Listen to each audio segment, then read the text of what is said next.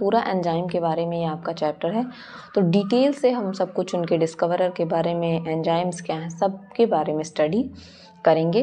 तो चलिए स्टार्ट करते हैं इसके बारे में। और अगर इसके पहले आपने प्रीवियस लेक्चर नहीं देखा है तो उसे जाकर देख लीजिए, क्योंकि सारी चीज़ें एक दूसरे से जुड़ी होती हैं। एंजाइम्स को पढ़ने से पहले आपको प्रोटीन पता होना बहुत ज़्यादा ज़रूरी है, ठीक है, क्योंकि ये दोनों चीज़ें एक दूसरे से क्या होती हैं, लिंक्ड होती हैं, ठीक है। चलिए स्टार्ट करते हैं। सबसे पहले हम किसी चीज़ की डिस्कवरी के बारे में या उसकी हिस्ट्री के बारे में जानते हैं। तो अगर हम डिस्कवरी की बात करें तो सबसे पहले इस एंजाइम्स की स्टडी को हम क्या कहते हैं, हम एंजाइम की स्टडी को कहते हैं एंजाइमोलॉजी, ठीक है। पहली बार ये टर्म जो एंजाइम है ये किसने दिया था, तो ये टर्म एंजाइम दिया था आपके विलहेल्म कुहने ने, ठीक है। कुहने आप भी कह सकते हैं नॉर्मली। 1837 से लेकर 1900 के बीच में इन्होंने ये दिया था। दो बातें आपने जानी, स्टडी क्या कहलाती है, एंजाइमोलॉजी कहलाती है, टर्म विलियम कुहने ने दिया था, ठीक है। अब बात की जाए अगर इसमें जो फर्स्ट एंजाइम के बारे में सजेस्ट किसने किया था, ठीक है। First suggested about existence of enzyme, की एंजाइम नाम की कोई चीज़ होती है, उसका कोई एग्जिस्टेंस है, उसके बारे में बताया था बेजिलियस ने। किसने बताया था, बेजिलियस, ठीक है, बर्जीलियस ने, ठीक है, सॉरी बर्जीलियस होगा, बेजिलियस, ठीक है। उसके बाद एक साइंटिस्ट आते हैं एडवर्ड बुचनर, ठीक है। इन्होंने क्या किया था, पहली बार एंजाइम जाइमेज नाम का एंजाइम एक्सट्रैक्ट किया था, निकाला था ईस्ट से। किससे, ईस्ट। ईस्ट क्या है, एक तरीके की फंजाई है। फंजाई से क्या किया था, इन्होंने निकाला था, ठीक है। इन्होंने इसको ईस्ट को निकाला था, जाइमेज नाम का एंजाइम को निकाला था। नेक्स्ट साइंटिस्ट आते हैं जेम्स बी सुमनर, क्योंकि इन सबके साइंटिस्ट के नाम, ये काफ़ी इन्होंने इंपॉर्टेंट रोल प्ले किया है एंजाइम्स में, तो उसके बारे में हम समझते हैं। इन्होंने बताया था protein nature of enzyme, enzyme के प्रोटीन नेचर के बारे में, ठीक है। क्रिस्टलाइजेशन किया था यूरिएज एंजाइम का, ठीक है, UREASE रहेगा यहाँ पे, ठीक है, यूरिएज एंजाइम का। फिर एक साइंटिस्ट आते हैं बीडल एंड टार्टम, इन्होंने एक थियरी दी थी वन जीन वन एंजाइम के बारे में, और ये काम इन्होंने परफॉर्म किया था न्यूरोस्पोरा क्रैसा, एक प्लांट है उसके ऊपर इन्होंने परफॉर्म किया था न्यूरोस्पोरा क्रैसा। इन्होंने एक थियरी दी थी वन जीन वन एंजाइम की, इस बात को आपको समझना है, ठीक है। अब इस चैप्टर में हम मतलब इस लेक्चर में हम मोस्टली क्या क्या कवर करेंगे, प्रॉपर्टीज़ ऑफ एंजाइम, ठीक है, प्रॉपर्टीज़ ऑफ एंजाइम कवर करेंगे, ठीक है। उसके बाद से हम क्लासिफिकेशन एंड नॉमेनक्लेचर, ठीक है, क्लासिफिकेशन और आपका नॉमेनक्लेचर ऑफ एंजाइम जानेंगे, ठीक है। एंजाइम काइनेटिक्स क्या होता है, ठीक है, एंजाइम काइनेटिक्स क्या होता है, एंड एक्शन ऑफ एंजाइम, ये कुछ चीज़ों के बारे में पढ़ेंगे। फिर आगे के लेक्चर्स में हम माइकलिस मेंटन इक्वेशन क्या होता है उसका पूरा डेरिवेशन आपको पढ़ना है, लाइन वीवर्स बर्क प्लॉट क्या होता है उसके बारे में, आइसोजाइम्स क्या होते हैं, ठीक है, इन सब चीज़ों के बारे में आपको पढ़ना है।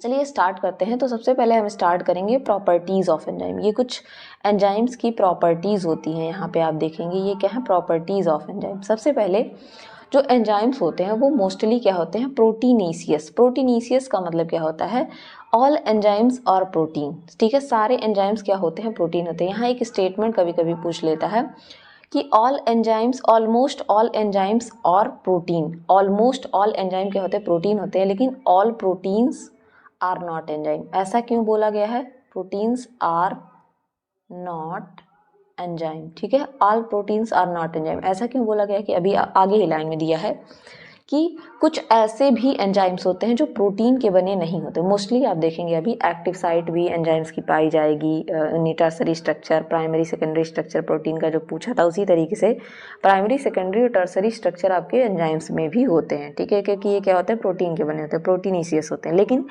कुछ एंजाइम्स ऐसे होते हैं जो नॉन प्रोटीनेशियस होते हैं। जैसे आपका एक एंजाइम है राइबोजाइम, जो कि किसका बना है, न्यूक्लिक एसिड का। अब न्यूक्लिक एसिड प्रोटीन का तो बना नहीं है, वो तो acid base sugar phosphate backbone से बना हुआ है।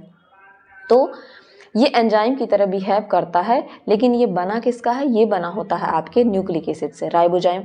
उसी तरीके से कुछ और भी हैं, अगर इसको आप लिखना चाहें यहाँ पे, कुछ और भी ऐसे एंजाइम हैं जो क्या है, नॉन प्रोटीनेशियस हैं, प्रोटीन के नहीं बने हुए हैं। जैसे राइबोन्यूक्लियेज, अभी एक आपने पढ़ा राइबोजाइम, एक हो गया आपका राइबोन्यूक्लियेज, ठीक है।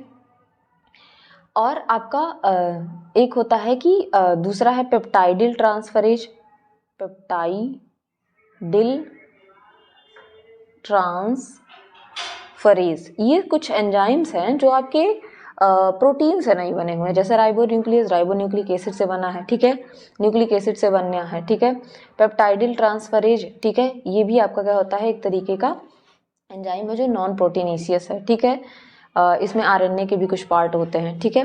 तो इस तरीके से ये होते हैं। आपको दो चीज़ें पता चल गई कि ऑलमोस्ट अगर ये स्टेटमेंट देता है एंजाइम के बारे में तो सही है। ऑलमोस्ट एंजाइम्स क्या होते हैं, प्रोटीन के बने होते हैं, लेकिन सारे एंजाइम प्रोटीन से नहीं बने होते, क्योंकि अभी आपने देखा राइबोजाइम किससे बना हुआ है, राइबोजाइम न्यूक्लिक एसिड से बना हुआ है। उसी तरीके से राइबोन्यूक्लियस, पेप्टाइडिल ट्रांसफरेज, ये सारे क्या हैं, ये प्रोटीन के स्ट्रक्चर नहीं है। देखिए, आप जो है एंजाइम को देख सकते हैं, डेपिक्ट कर सकते हैं, उसके बारे में जान सकते हैं एंजाइम बाय लाइन डायग्राम, ठीक है। एक एंजाइम जो होता है, like any protein has primary structure, जैसे कि अमीनो एसिड है, ये प्राइमरी स्ट्रक्चर प्रोटीन आपका आपने देखा था, अमीनो एसिड एक दूसरे से जुड़े हुए थे। उसी तरीके से आपके जो ये आपके प्रोटीन एंजाइम्स होते हैं, उनकी भी प्राइमरी स्ट्रक्चर्स पाई जाती है। An enzyme like any protein, एक एंजाइम किसी भी प्रोटीन की तरह उसके पास सेकेंडरी एंड टर्सरी स्ट्रक्चर भी होते हैं, ठीक है। ये देख सकते हैं, एक एंजाइम आपने देखा था जब मैंने प्रोटीन आपको पढ़ाया था कि इस तरीके से आपका ये होता है प्राइमरी एंड प्रोटीन, ठीक। फिर अगर सेकेंडरी की बात करें तो या तो वो क्या होता है, हेलिक्स के फॉर्म में पाया जाता है या सीट्स के फॉर्म में पाया जाता है, इस तरीके से पैरेलल एंटी पैरेलल हो गया। और एक होता है टर्सरी, जो इस तरीके के स्ट्रक्चर में पाया जा रहा था, जिसमें मायोग्लोबिन आपने पढ़ा था, जिसमें प्राइमरी, सेकेंडरी और टर्सरी तीनों थे। उसी तरीके से टर्सरी स्ट्रक्चर तक किसके पाए जाते हैं, आपके एंजाइम्स के भी पाए जाते हैं। और एंजाइम एक तरीके का प्रोटीन ही है, तो प्रोटीन होता है। अब इसमें जो है, इस प्रोटीन में कुछ ये जो आप ब्लू वाला देख रहे हैं, इस तरीके के क्रीसेंट लाइक स्ट्रक्चर पाए जाते हैं, ये जो एरिया देख रहे हैं। और ये क्या होता है, इसी को हम क्या कहते हैं, बाइंडिंग साइट या एक्टिव साइट कहते हैं, ठीक है, एक्टिव साइट कहते हैं। एंजाइम का बाइंडिंग साइट या एक्टिव साइट कहते हैं। ये हो गया एंजाइम। और एंजाइम का काम क्या होता है, ये किसी भी रिएक्शन की कैटालिटिक एक्टिविटी को बढ़ा देता है। मतलब मान लीजिए कोई रिएक्शन है जो 2 घंटे में काम कर रहा था बिना एंजाइम के, ठीक है, 2 घंटे में वो एक प्रोडक्ट बना था, लेकिन अगर आप एंजाइम लगा देते हैं तो वही काम आपका 2 सेकंड में हो जाएगा, ठीक है। तो ये काम करता है कैटालिटिक एक्टिविटी को, किसी एंजाइम की किसी भी रिएक्शन की एक्टिविटी को बढ़ाने का काम करता है आपका एंजाइम। अब वो एंजाइम काम कैसा करेगा, मान लीजिए ये एंजाइम है, अब ये इसको बाइंड भी तो करना है सबस्ट्रेट से, किसी भी सबस्ट्रेट से बाइंड करके तभी ना एंजाइम क्या करेगा, आगे काम करेगा। तो ये क्या करेगा, सबस्ट्रेट से बाइंड करता है, और इससे बाइंड करने के लिए इसके पास कुछ साइट्स होती हैं जिनको हम एक्टिव साइट कहते हैं, और यहीं पे ये बाइंड करता है। इसके लिए कुछ मॉडल्स भी आप आगे पढ़ेंगे, ठीक है। और रेड वाला जो दिख रहा है, ये आपका कैटालिटिक साइट, जो क्या करता है, रिड्यूस करता है केमिकल एक्टिवेशन एनर्जी को। अभी इन बातों को आप समझेंगे। तो अभी आप यहाँ स्टेटमेंट में देखेंगे कि किसी भी एंजाइम के पास क्या होता है, जब आप उसका टर्सरी स्ट्रक्चर देखेंगे, जैसे नीचे मैंने दिखाया, तो आप देखेंगे कि उनके बैकबोन पे, ठीक है, आपको प्रोटीन चेन के फोल्ड्स दिखेंगे। इस तरीके से फोल्ड्स आपने देखे, जो मैंने ब्लू दिखाया। ये जो चेन होती हैं, ये क्रिस क्रॉस करती हैं एक दूसरे को, इस तरीके से क्रिस क्रॉस करेंगी और एक पॉकेट बना लेंगी। इस पॉकेट को या क्रीवाइसिस कहते हैं, क्रीवाइसिस या पॉकेट बना लेंगी। इसी को हम क्या कहते हैं, इसी को कहते हैं एक्टिव साइट। और इसी से आके जो सबस्ट्रेट है यहाँ पे इस तरीके से बाइंड कर जाएगा, ठीक है। तो आपको समझ में आया होगा, टर्सरी स्ट्रक्चर तक एंजाइम्स के पाए जाते हैं, जैसे प्रोटीन का होता है, और उनमें जो है कुछ प्रोटीन के जो बैकबोन्स है उनकी फोल्डिंग हो जाती है, और वहीं पे एक्टिव साइट बनता है, वहीं पे सबस्ट्रेट आके बाइंड करेगा, ठीक है। एक जो आपका एंजाइम होता है वो है through their active site catalyse reaction at high rate. अब यहाँ से अपने एक्टिव साइट से आके सबस्ट्रेट बाइंड करेगा, और उस रिएक्शन की एक्टिविटी, मान लीजिए ए से बी को बनने में 2 आवर लग रहे थे। जब फिजियोलॉजी में आप पढ़ेंगे ब्लड चैप्टर, तो वहाँ आपको देखेंगे कार्बोनिक एनहाइड्रेज एक एंजाइम होता है, सबसे फास्टेस्ट एंजाइम होता है, तब वहाँ आपको समझ में आएगा एंजाइम का रोल। जैसे आप ग्लाइकोलिसिस पढ़ते हैं तो वहाँ पे आप सबने कुछ 10 एंजाइम्स के नाम, हेक्सोकाइनेज, ठीक, आइसोमरेज के नाम आप पढ़ते हैं, तो वो क्या करते हैं, उसकी एक्टिविटी को बढ़ाने का काम करते हैं।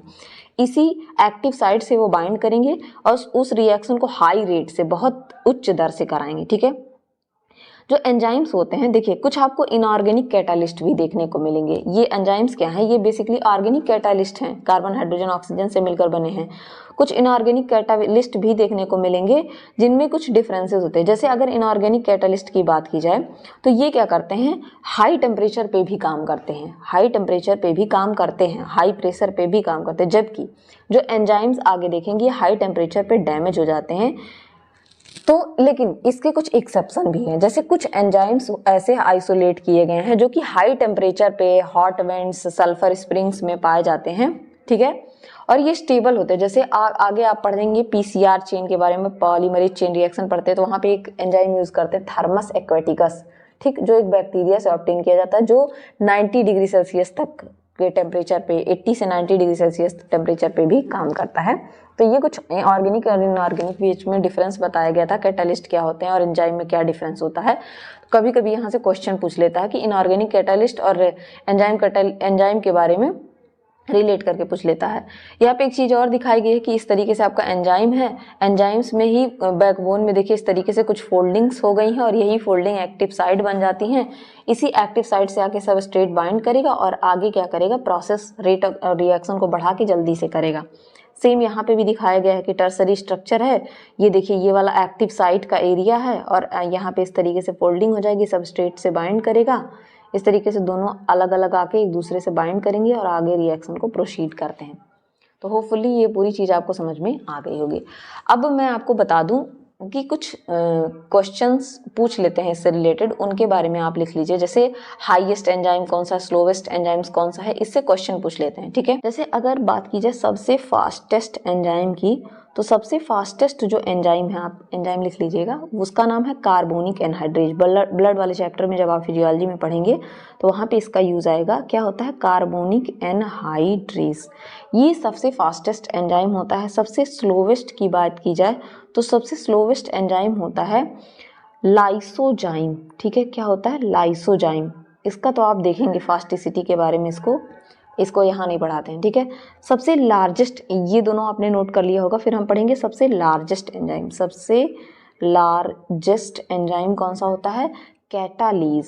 कैटालीज क्या होता है, सबसे लार्जेस्ट एंजाइम होता है। और सबसे स्मॉलेस्ट एंजाइम कौन सा होता है, वो आपका होता है परऑक्सीडेज, ठीक है। तो ये आपने कुछ चीज़ें पढ़ी हैं, इसके बारे में हम जानेंगे। अब चलिए हम एंजाइम का क्लासिफिकेशन और नॉमेनक्लेचर पढ़ते हैं कि एंजाइम का नाम कैसे पड़ता है और क्लासिफिकेशन क्या होता है, ठीक है। एंजाइम का जो क्लासिफिकेशन का क्राइटेरिया है वो दो तरीके का होता है। एक होता है अमीनो एसिड सीक्वेंस, देख लीजिए कि किस तरीके का सीक्वेंस है अमीनो एसिड का, ठीक है, क्योंकि ये एक तरीके का प्रोटीन ही है।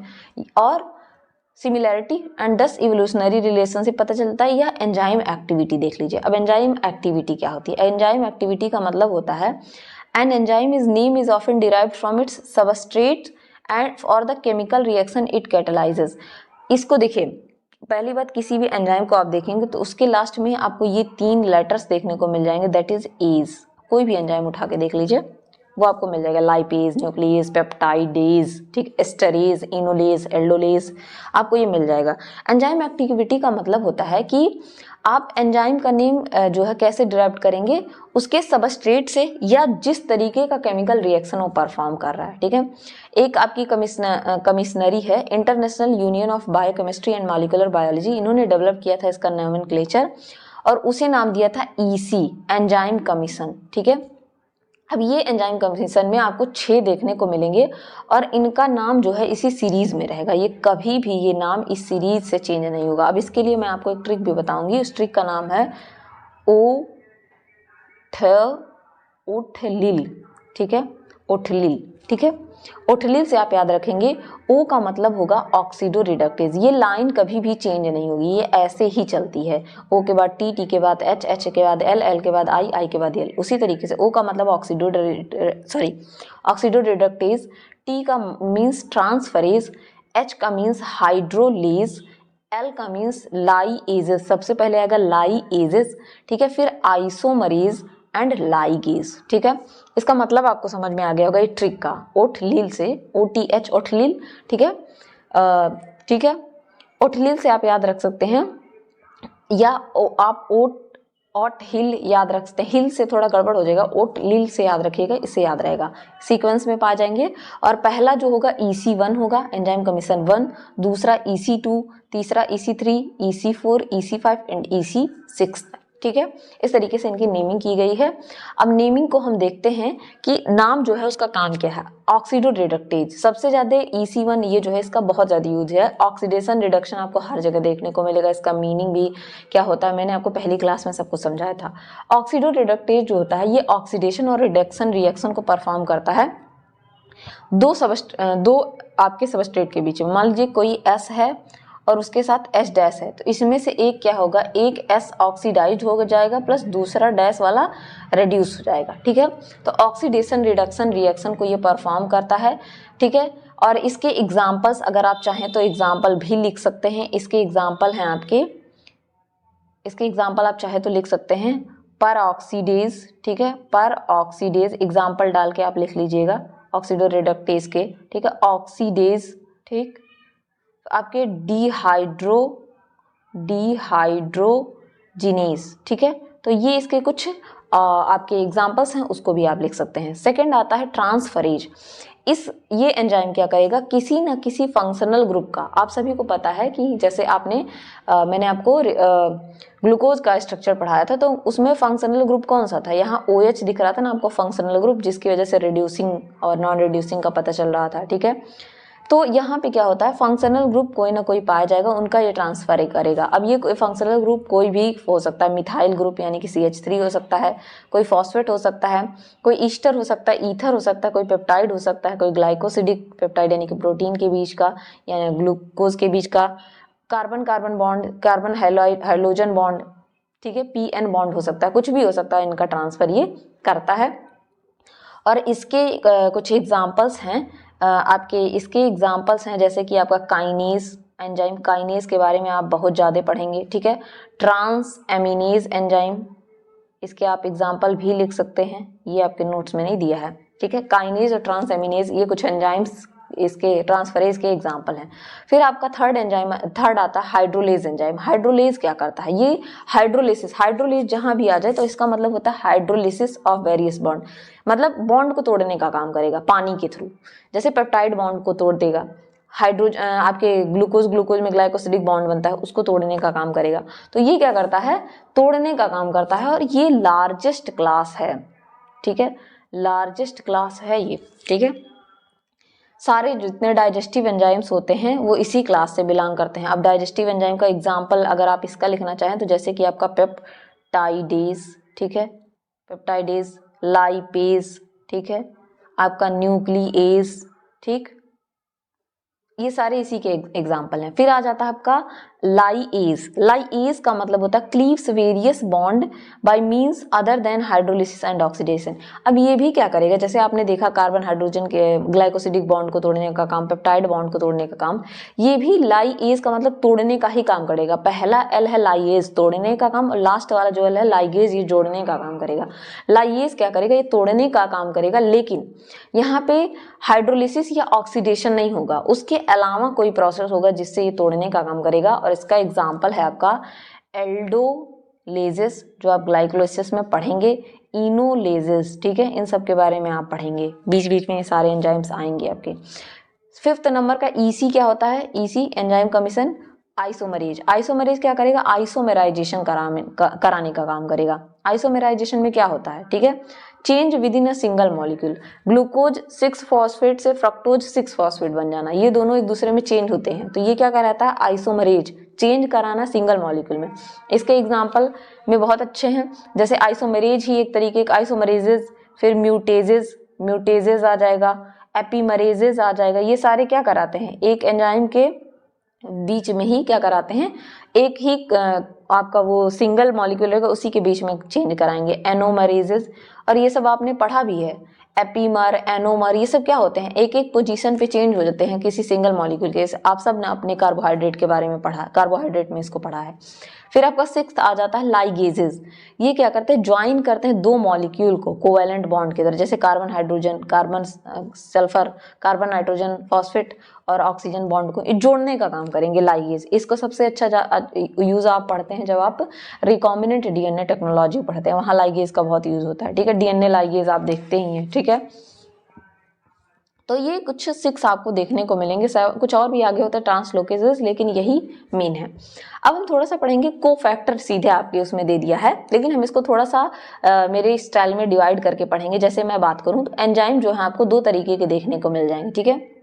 एंजाइम आपको 2 तरीके के देखने के मिल जाएंगे। एक होता है आपका सिंपल, ठीक है। अगर मैं इसको इस तरीके से डिवाइड करूं तो एक हो जाता है आपका सिंपल और दूसरा हो जाता है कॉन्जुगेट। सिंपल एंजाइम वो एंजाइम होंगे जिनको काम करने के लिए किसी के हेल्प की जरूरत नहीं पड़ेगी, ठीक है। सिंपल एंजाइम क्या होंगे, जिनको काम करने के लिए किसी के हेल्प की जरूरत नहीं पड़ेगी। जैसे इसके एग्जांपल्स हैं आपके ट्रिप्सिन, ठीक है, ये सारे डाइजेस्टिव एंजाइम्स होते हैं, ठीक है। पेप्सिन, ये सारे क्या होंगे, ये सिंपल एंजाइम्स हैं, इनको काम करने के लिए किसी की जरूरत नहीं पड़ी होती। लेकिन जो कॉन्जुगेट एंजाइम्स होते हैं, कॉन्जुगेट कहीं भी वर्ड आ जाए, आपने कार्बोहाइड्रेट में भी कॉन्जुगेट पढ़ा, आपने प्रोटीन में भी कॉन्जुगेट पढ़ा, तो वहाँ आप क्या देख रहे थे, प्रोटीन के साथ कोई अलग चीज जुड़ी हुई है, एंजाइम उसी तरीके से कार्बोहाइड्रेट के साथ कोई अलग जुड़ी हुई है। तो ये कॉन्जुगेट एंजाइम जो होते हैं, या इनको एक और नाम दिया जाता है होलो एंजाइम।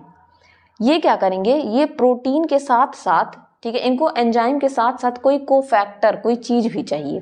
अब इसको ऐसे समझते हैं, कॉन्जुगेट को हम, कॉन्जुगेट की अगर मैं बात करूं, कॉन्जुगेट या जिसको कि आप क्या कहते हैं होलो एंजाइम भी कहते हैं, होलो एंजाइम, ठीक है।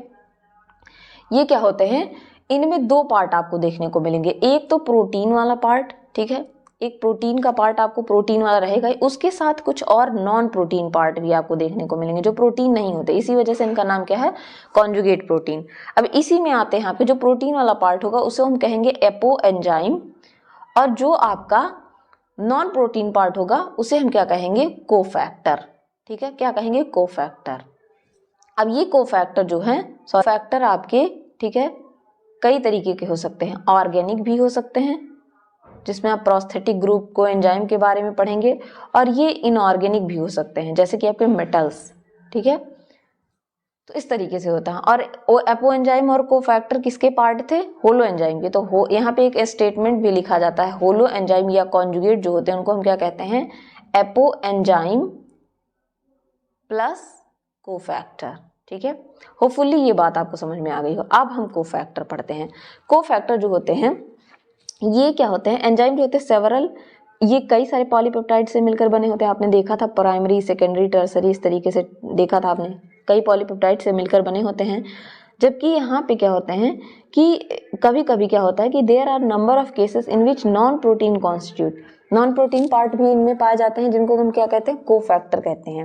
ये एंजाइम से बाइंड होते हैं और उसकी एक्टिविटी को बढ़ाने के लिए, देखिए एंजाइम का काम क्या है, एक्टिविटी को बढ़ाने के लिए। तो और एक्टिविटी को बढ़ाने के लिए एंजाइम क्या करता है, अपने कुछ चीज़ों को ले लेता है जो उसमें से हेल्प करते हैं।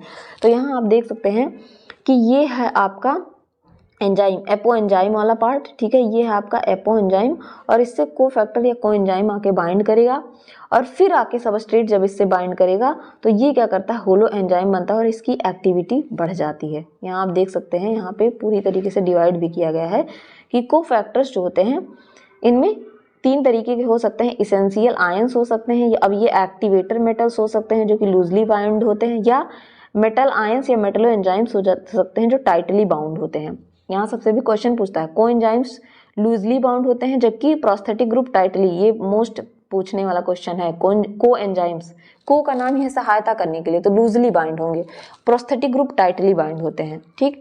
अब कोफैक्टर आपको समझ में आ गया होगा। कोफैक्टर इनऑर्गेनिक भी हो सकते हैं जैसे metal ion, sulphur, iron sulphur cluster, या ऑर्गेनिक हो सकते हैं जैसे फ्लेविन, हीम, ठीक है, ये सारे आपके हो सकते हैं। अब जो ये होते हैं, ये क्या करते हैं, प्रोटीन पोर्शन से मिलके, प्रोटीन पोर्शन को हम एपो एंजाइम कहते हैं, और उससे कोफैक्टर जुड़े होते हैं, वो कोफैक्टर प्रोस्थेटिक ग्रुप हो सकता है, को एंजाइम हो सकता है, या मेटल एंजाइम, और ये मिलके क्या बनाते हैं, पूरा होलो एंजाइम बनाते हैं, ठीक है। एक एक करके हम जानेंगे। सबसे पहले हम प्रोस्थेटिक ग्रुप के बारे में पढ़ेंगे, ठीक है। प्रोस्थेटिक ग्रुप क्या होते हैं, प्रोस्थेटिक ग्रुप ये ऑर्गेनिक कंपाउंड होते हैं। यहाँ पढ़ा आपने प्रोस्थेटिक ग्रुप क्या होते हैं, ऑर्गेनिक कंपाउंड होते हैं। ये जो है इनको हम कोफैक्टर से अलग कर सकते हैं। जो आपके प्रोस्थेटिक ग्रुप होते हैं are distinguished from other cofactors in that क्योंकि ये क्या हो सकते हैं, ये टाइटली बाउंड होंगे एंजाइम से, याद रखिएगा इसको, सब मोस्ट इंपॉर्टेंट पार्ट है। प्रोस्थेटिक ग्रुप क्या होते हैं, पीटी से आप याद रख सकते हैं, अपने स्कूल में आप पीटी करते थे ना, पीटी, तो प्रोस्थेटिक ग्रुप टाइटली बाउंड होते हैं, पीटी से आप याद रख सकते हैं। एग्जाम्पल के लिए परऑक्सीडेज हो गया, कैटालेज हो गया, which catalyse the breakdown of hydrogen peroxide, ये क्या करते हैं, H2O2 को तोड़ने का काम करते हैं और H2O और ऑक्सीजन बनाएंगे, परऑक्सीडेज जो होते हैं, ठीक है।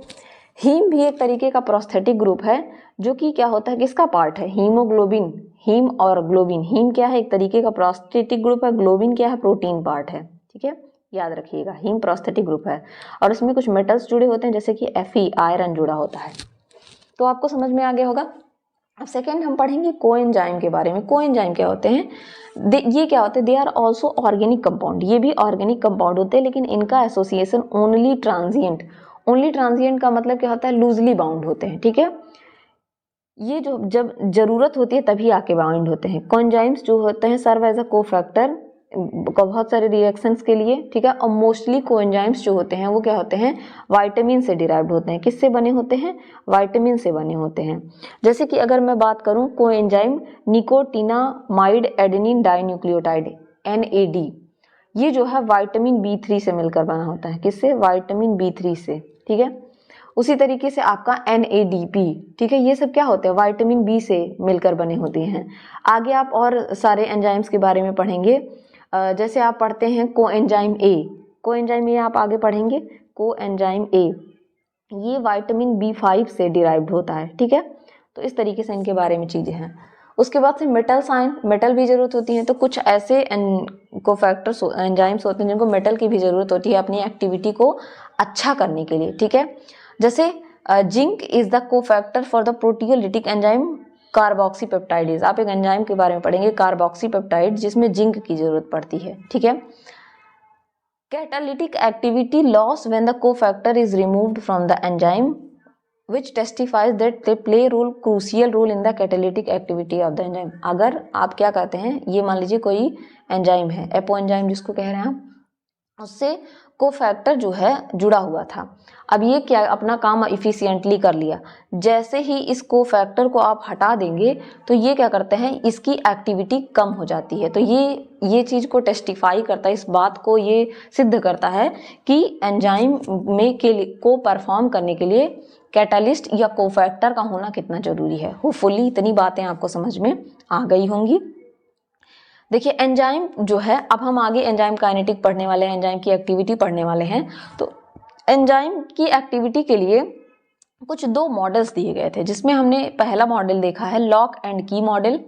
लॉक एंड की मॉडल को देने वाले साइंटिस्ट थे 1894 में एमिल फिशर नाम के एक साइंटिस्ट ने दिया था। इन्होंने एक बात कही कि जो एंजाइम है और जो सबस्ट्रेट है, ठीक है, एक एंजाइम है वो किसी सबस्ट्रेट के साथ मिलकर तभी ना उसकी एक्टिविटी को बढ़ाएगा। मान लीजिए सबस्ट्रेट को 1 घंटे में 1000 प्रोडक्शन करना है, ठीक है, तो ये क्या करेगा, इसके लिए कोई एंजाइम लगा जाएगा। तो उन्होंने बताया कि ये जो एंजाइम सबस्ट्रेट का कॉम्बिनेशन है ये लॉक एंड की तरह होता है, ताला और चाबी की तरह होता है। किसकी तरह, ताले और चाबी की तरह होता है। जैसे एक ताले में एक ही चाबी फिट होगी, उसी तरीके से एक एंजाइम के साथ एक ही सबस्ट्रेट फिट होगा, ठीक है। लेकिन बाद में इस जो इनका जो ये मॉडल था, इसमें कई सारी चीज़ें आई, कई सारे इसके ड्रॉबैक आए। उसके बाद दूसरा मॉडल आया इंड्यूस्ड फिट मॉडल। इसके बारे में बताने वाले थे 1958 में डैनियल क्लोसलैंड ने इसके बारे में बताया। उन्होंने बताया नहीं, ऐसा नहीं होता है। एंजाइम्स जो होते हैं वो क्या होते हैं, फ्लेक्सिबल होते हैं, मतलब उनके अंदर लचीलापन पाया जाता है। अब लचीली चीज़ें क्या होती हैं कि उनको जिस तरीके से मोड़ दीजिए वो फिट हो जाती हैं। तो इन्होंने बताया कि जो एंजाइम होता है वो लचीला होता है और वो अपने एक्टिव साइट से ही आके इस तरीके से, एक्टिव साइट था इसी से आके कोई एंजाइम यहाँ पे इस तरीके से बाइंड कर रहा था, सबस्ट्रेट आके बाइंड कर रहा था। तो उन्होंने बताया कि ये जो एक्टिव साइट है ये प्रॉपरली बार बार अपने आप को चेंज करता रहता है जब तक कि जो सबस्ट्रेट है वो इसमें अच्छी तरीके से फिट ना हो जाए। ये दूसरा मॉडल है। इसके बाद भी कई सारे साइंटिस्ट आए जिन्होंने बताया हाल्डाने वगैरह, लेकिन मोस्ट एक्सेप्टेड मॉडल यही दो हैं। कोसलैंड ने बताया कि इनमें क्या होता है, ये एंजाइम है, ठीक है, ये आपका एंजाइम है, उल्टा ये लग गया है, एंजाइम है, ये सबस्ट्रेट है और ये एक्टिव साइट है, ठीक है। यहाँ पे एंजाइम सबस्ट्रेट कॉम्प्लेक्स बना, दोनों आके बाइंड किए ये इस तरीके से और फिर अलग हो जाते हैं, ठीक। तो इस तरीके से 2 मॉडल थे। अब हम एंजाइम काइनेटिक्स और एंजाइम के एक्शंस के बारे में पढ़ेंगे। एंजाइम काइनेटिक क्या कहता है, ये कहता है कि एंजाइम जो काइनेटिक्स है ये कहता है enzyme kinetic deals with rates of enzymatic reaction various parameters that govern these rate. देखिए, अब एंजाइमेटिक रिएक्शन होने के लिए मतलब ए से बी बनने के लिए कुछ चीज़ें लगती हैं जो इसके रेट को क्या करती हैं, गवर्न करती हैं, इसकी दर को क्या करती हैं, रूल करती हैं।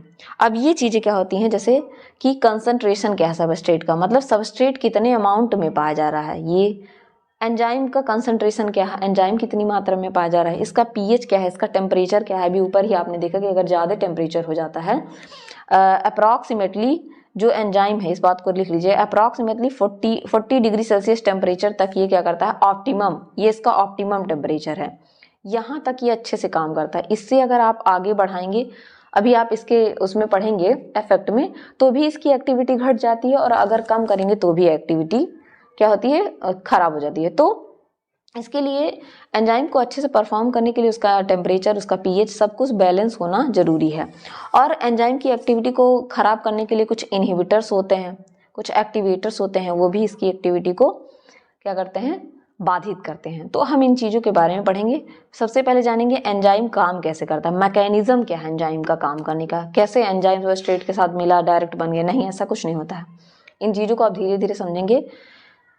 इस सेक्शन में हम ये जानने की कोशिश करेंगे कि एंजाइम की एक्टिविटी का मैकेनिज्म क्या है। ठीक है, जनरली अगर हम बात करें तो एंजाइम जो होता है वो वेरियस स्टेप में कंप्लीट होता है। जैसे फर्स्ट स्टेप का है, पहले सबस्ट्रेट आएगा जिसको कि हम एस से डिनोट करेंगे। ये अटैच होगा सरफेस ऑफ एंजाइम से, कहाँ पे, एक्टिव साइट पे। मान लो ये एंजाइम है, ठीक है, इसका यहाँ आपको एक्टिव साइट दिख रहा होगा, इससे आके ये सबस्ट्रेट क्या करेगा, बाइंड करेगा और एक एंजाइम सबस्ट्रेट कॉम्प्लेक्स बना देगा, जिसको हम इस तरीके से रिप्रेजेंट करते हैं, एंजाइम सबस्ट्रेट से आके बाइंड करेगा, एंजाइम सबस्ट्रेट कॉम्प्लेक्स बना लेगा। ठीक, इसके बाद अब क्या होगा कि after this complex formation substrate become activated. अब इसके बाद क्या होगा, सबस्ट्रेट जो हो जाएगा वो एक्टिवेटेड हो जाएगा और इनका जो बॉन्ड है वो पोलराइज हो जाएगा। ठीक है, अब ये क्या हो गया, एक्टिवेटेड हो गया, एंजाइम सबस्ट्रेट कॉम्प्लेक्स एक्टिवेटेड हो गया। नेक्स्ट स्टेज में क्या होता है, the activated complex undergo chemical change. अब इस एक्टिवेट होने के बाद इनमें क्या होगा, इनके बॉन्ड्स में भी आप आगे पढ़ेंगे, इनके स्ट्रक्चर में कुछ चेंज होगा और ये किस में चेंज हो जाएगा, एंजाइम प्रोडक्ट में चेंज हो जाएगा। किसमें, एंजाइम प्रोडक्ट में चेंज हो जाएगा। हमको प्रोडक्ट ही तो चाहिए था, एंजाइम प्रोडक्ट कॉम्प्लेक्स में चेंज हो जाएगा। और जब एंजाइम प्रोडक्ट कॉम्प्लेक्स एक बार बन गया तो फिर एंजाइम अलग हो जाएगा और प्रोडक्ट अलग हो जाता है। फिर से इस एंजाइम का हम क्या करते हैं, यूज़ कर लेते हैं। तो एंजाइम क्या होते हैं, एंजाइम आपके रिवर्सिबल होते हैं, फिर से आप उनका यूज़ कर सकते हैं। तो इस तरीके से ये स्टेप चलते हैं। यहाँ पे पहले वाले स्टेटमेंट की हिंदी दे रखी है, बाकी का नहीं हो पाता। ठीक है, अब इनमें क्या होता है, जितने सारे अबव इवेंट्स आपने देखे ये कहाँ होते हैं, all the above event takes place at the surface of enzyme. ये सारी चीज़ें क्या होंगी, एंजाइम की सतह पर होंगी। ये एंजाइम है, इसकी सरफेस पे होंगी। ठीक है, that is at the active site पे होंगी, जहाँ पे बाइंडिंग होगा। एंड द कैटालिटिक ग्रुप, जो कैटालिटिक ग्रुप होगा वो क्या करेगा, ट्रांसफॉर्म करता है सबस्ट्रेट को। ठीक है, इसे सबस्ट्रेट आके बाइंड करेगा, इसको ट्रांसफॉर्म करेगा। इनमें क्या होता है, most critical step enzyme catalysis में क्या होता है, एक्टिवेटेड कॉम्प्लेक्स का बनना। एंजाइम सबस्ट्रेट कॉम्प्लेक्स तो बन गया लेकिन वो एक्टिवेट हो। और ये एक्टिवेट कैसे होता है, जब एंजाइम और सबस्ट्रेट के बीच में, एंजाइम और सबस्ट्रेट के बीच में क्या होता है, इंटरैक्शन होता है। ये इंटरैक्शन कैसा होता है, नॉन कोवैलेंट टाइप का। कैसा बॉन्ड बनता है, non covalent, generally non covalent बनता है। जैसे कि इलेक्ट्रोस्टैटिक हाइड्रोफोबिक हाइड्रोजन बॉन्ड बनेंगे, उनमें चेंज होगा वो एक्टिवेट होगा, तभी तो एंजाइम प्रोडक्ट कॉम्प्लेक्स आगे जाके बनाएगा और हमें प्रोडक्ट मिल जाएगा, एंजाइम अलग हो जाएगा। मोस्टली ये जो चेंज है वो नॉन कोवैलेंट टाइप का होता है, जबकि कभी कभी कुछ केसेस में एक्चुअल कोवैलेंट बॉन्ड भी बन जाता है एंजाइम और सबस्ट्रेट के बीच में। ठीक है, और लेकिन ये बॉन्ड टूट जाएगा जब एंजाइम सबस्ट्रेट प्रोडक्ट बन जाएगा और प्रोडक्ट रिलीज कर दिया जाएगा, एंजाइम अलग हो जाएगा, तो ये बॉन्ड टूट भी जाता है। ठीक है, लेकिन मोस्टली नॉन कोवैलेंट बॉन्ड बनते हैं, जैसे कि आपके इलेक्ट्रोस्टैटिक हाइड्रोफोबिक हाइड्रोजन बॉन्ड, ये सारे कैसे बॉन्ड है, नॉन कोवैलेंट बॉन्ड। लेकिन कभी कभी कोवैलेंट बॉन्ड बन जाता है जो कि बाद में टूट जाता है। देखिए, अब कुछ चीज़ों को हम समझेंगे। ट्रांजिशन स्टेट थियरी एक होती है केमिकल रिएक्शन की। इसमें क्या होता है, केमिकल रिएक्शन आकर if it is thermodynamically feasible. अब इसमें थर्मोडायनेमिक्स की कुछ चीजें लगती हैं, जैसे थर्मोडायनेमिक्स आपने पढ़ा है ना फिजिक्स में।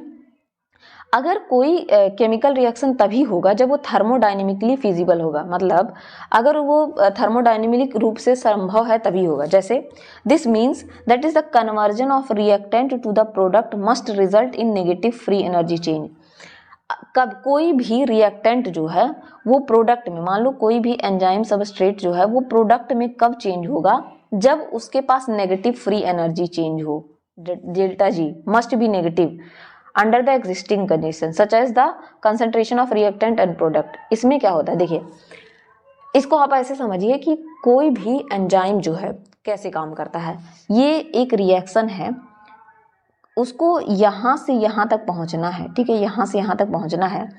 अगर आप इसको एंजाइम नहीं दे रहे हैं, ट्रांजिशन स्टेट क्या होता है, अगर आप इसको एंजाइम नहीं दे रहे हैं तो ये चीज़ को होने में इतना टाइम लग रहा है।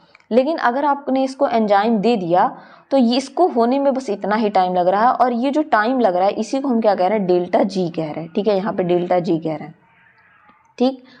अब ये डेल्टा जी है, जो डेल्टा जी जो है ये देखिए ये क्या है, डेल्टा जी ऑफ एक्टिवेशन, जब एंजाइम आपने नहीं दिया, ठीक है, जब एंजाइम आपने दे दिया तो इतना टाइम लगा।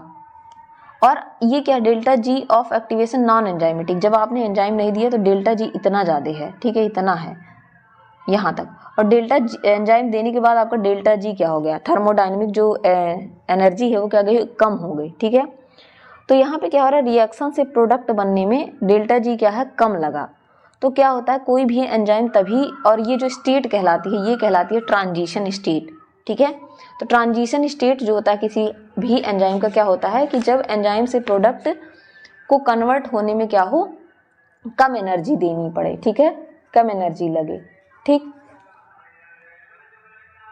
तो यहाँ पे as is evident from the reaction coordinate that reactant have to overcome free energy barrier before the product can be formed, ठीक है। तो रिएक्टेंट क्या होता है, अपनी एनर्जी को ओवरकम कर लेता है जैसे आपका प्रोडक्ट बनने से पहले ही, ठीक है। The energy barrier is known as activation energy, और इस एनर्जी को बैरियर को क्या कहते हैं, एक्टिवेशन एनर्जी। देखिए अगर आपने जो है यहाँ पे देखिए एनर्जी है, ठीक, एक नॉन एंजाइमेटिक रिएक्शन है, दूसरा एंजाइमेटिक रिएक्शन है। इस नॉन एंजाइमेटिक रिएक्शन में इसी को हम एक्टिवेशन एनर्जी कह रहे हैं, जितना टाइम ये ले रहा है एक्टिवेशन एनर्जी कह रहे हैं, ठीक है। और इसी एक्टिवेशन एनर्जी को कम करने के लिए हम एंजाइम लगाते हैं। जब एंजाइम नहीं है तो ये एक्टिवेशन एनर्जी देखिए कि मतलब किसी भी रिएक्शन को होने के लिए कितना ज़्यादा टाइम लग रहा है, ठीक।